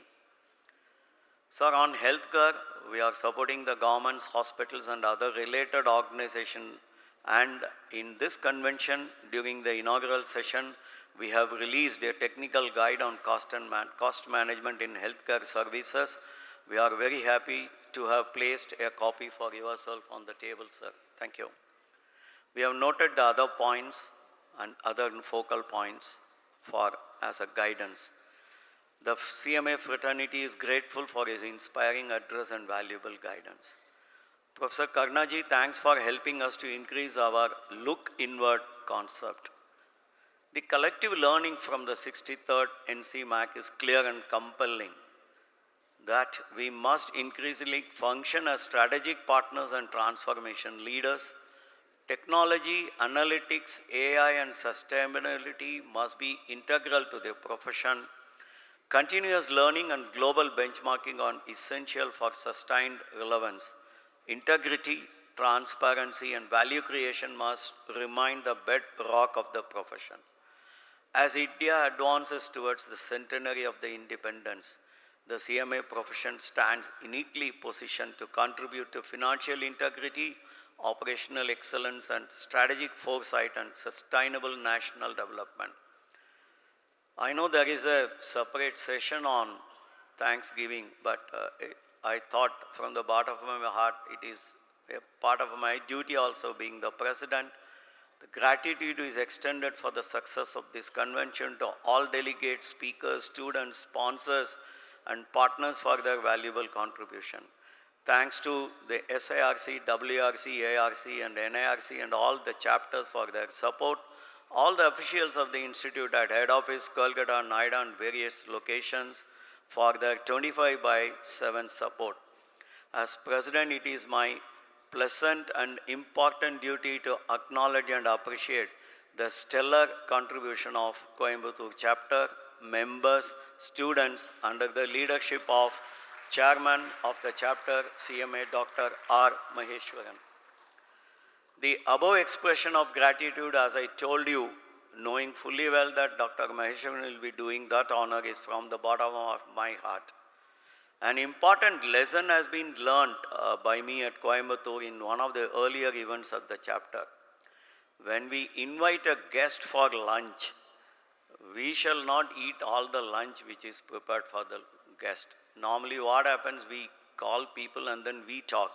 So today myself and VP, we took a conscious decision of not addressing the participants before the guest speaks. So we have slightly broken the convention because we wanted to hear you first, sir, instead of we take the stage and speak. So the same thing is being followed by the whole council, this life lesson, speak less, act more, the mantra of this council. As the curtains are drawing down for the 63rd NCMAC 2026, let the deliberations translate into action, innovation, and leadership in the professional journey ahead. Let the CMA fraternity continue to rise in relevance, in responsibility, in respect, and continue decisively to shaping Rise India, Rise and Cost and Management professionals. Happy Pongal and Makar Shankranti. Jai Hind.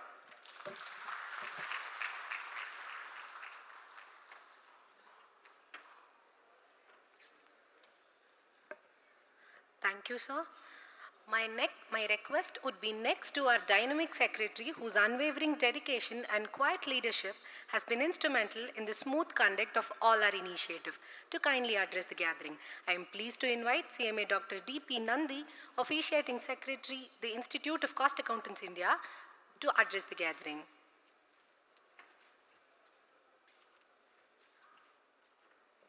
Thank you. A very good afternoon.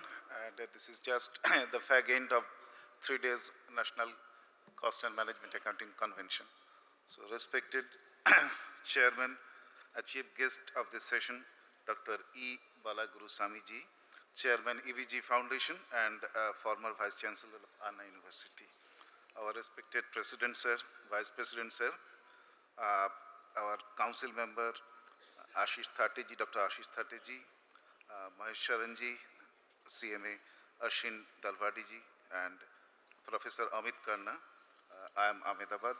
Our distinguished guests, former presidents, all council members, all regional council members, guests and council members from different chapters. So at the very outset, I would like to congratulate all the functions they have performed by the chapter.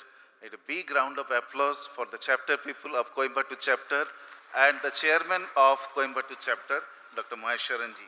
So I'd also like to congratulate our staff members, directors, those who are working tirelessly, along with the around 50 volunteers of Coimbatore chapter, SRC people, and also I'd like to congratulate CMA Ravi Shankarji for his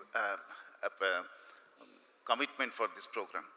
So this 3 days program was based on our theme on RISE, that is basically on repositioning India and CMA's intensifying growth of the profession and strengthening competence and enhancing capabilities along with leadership meet and other sessions.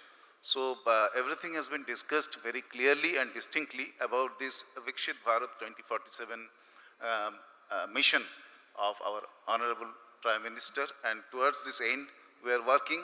So I think the time is very short. I'd just like to utter a very important statement, what our famous statesman Swami Vivekananda has said 130 years ago regarding this Rise India concept, which we should not forget. Let new India arise. Let her arise out of the peasant's cottage, grasping the plough, out of the hearts of the fisherman, the cobbler, and the sweeper. Let her emanate from the factory, from the marts, and from the markets, and from groves and forests, from the hills and mountains. So this should be our motto. If the growth is not inclusive, if we cannot touch the unreached, our mission will be incomplete. So that is why our institute is working in that end. We have reached almost all the pin codes of India regarding students' admission, almost of the cities, and our ratio of the female and male students is almost equal 50-50. So we are working on this goal, and hopefully by this time we'll be achieving towards the goal. So we are very much happy that in a year we have been completing 2 very important NCMAC, one at Bhubaneswar and one at Coimbatore, very successfully with more than 1,000 participants. So big round of applause for the CMA faculty. Thank you, everyone.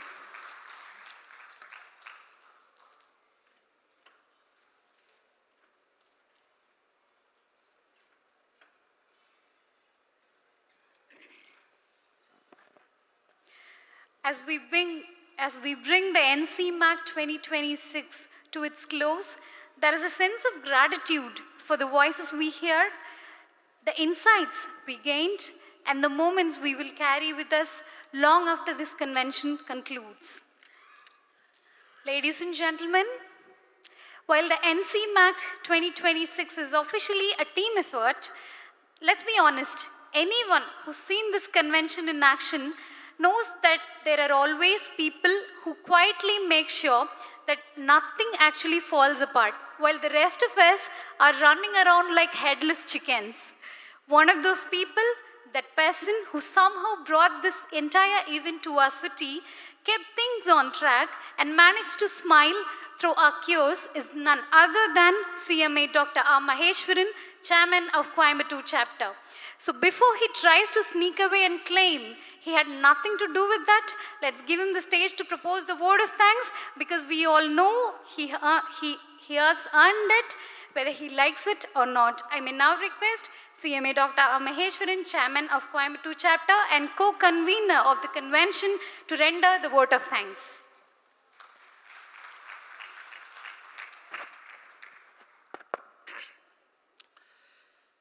Thank you, Indu. Respected Chief Guest, Professor Dr. E. Balagurusamy,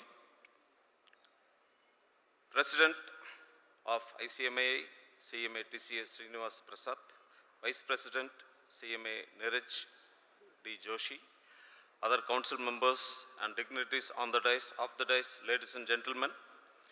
It's a privilege to propose a formal vote of thanks. don't be afraid, I will not take much time, only 5 minutes because I am standing before your lunch and you. In 5 minutes I will wind up. So curtains are being rolled down for this NCMAC 2026.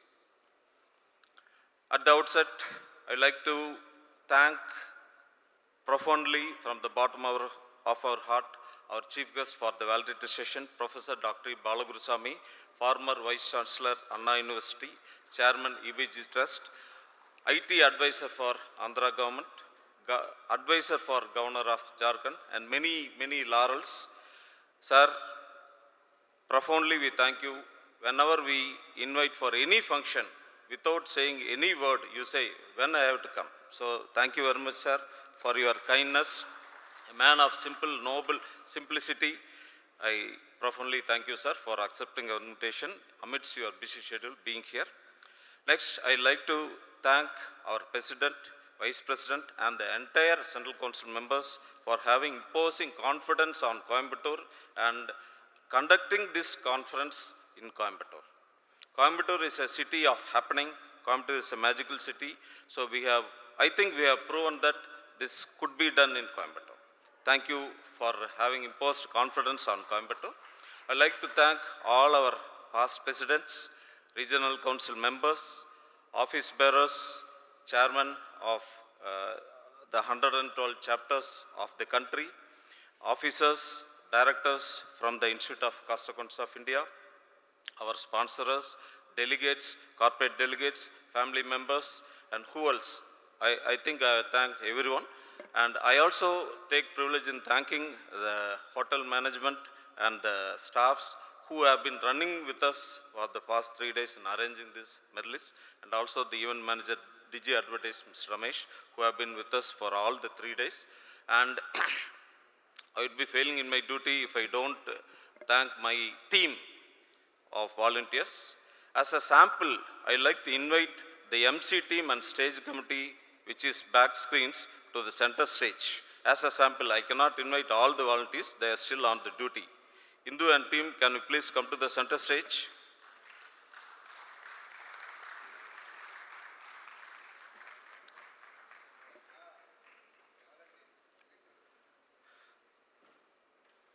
These people are in the backbone for this conference. They are in the disguise. Gentlemen, please give a big round of applause for my team Coimbatore. You can come to the back side for a group photo.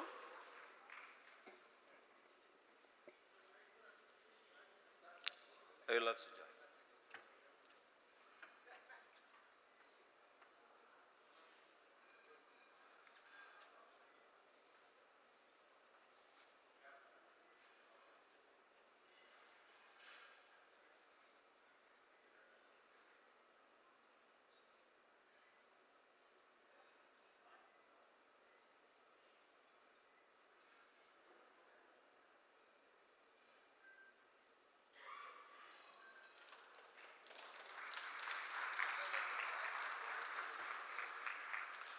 Thank you, team, for your presence here. Ladies and gentlemen, I would like to profoundly thank all the participants, all the speakers, all the chairpersons for the session for enlightening us all these 3 days with your technical knowledge, etc. And last but not least, I would like to thank all our members, senior members of Coimbatore who have been supporting us disguisedly, directly, indirectly in conduct of this conference, NCMAC 2026. One last word, there could be some shortfalls. If you want to find shortfalls, curse anybody, I am the person to curse. If you want to praise, praise my team. Thank you, Jai Hind, Namaste.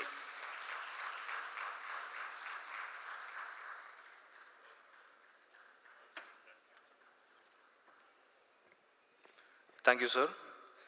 To capture this memorable moment, may I request all our respected delegates on the dais to kindly come forward on the dais for a group photograph.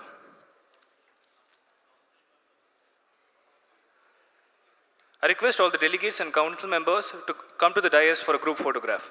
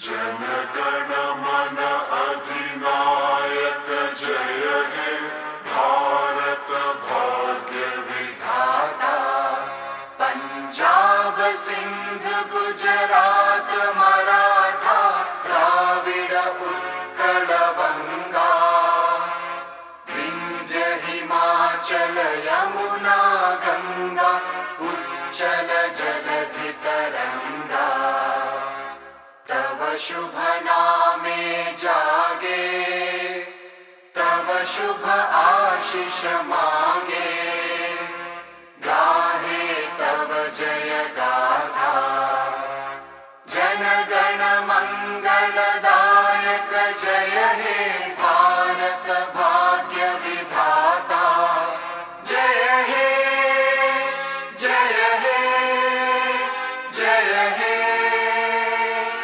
जय जय जय जय हे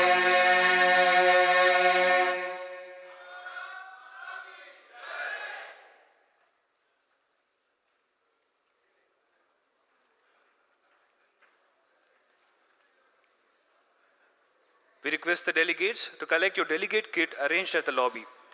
I repeat, we request that you collect your delegate kit arranged at the lobby.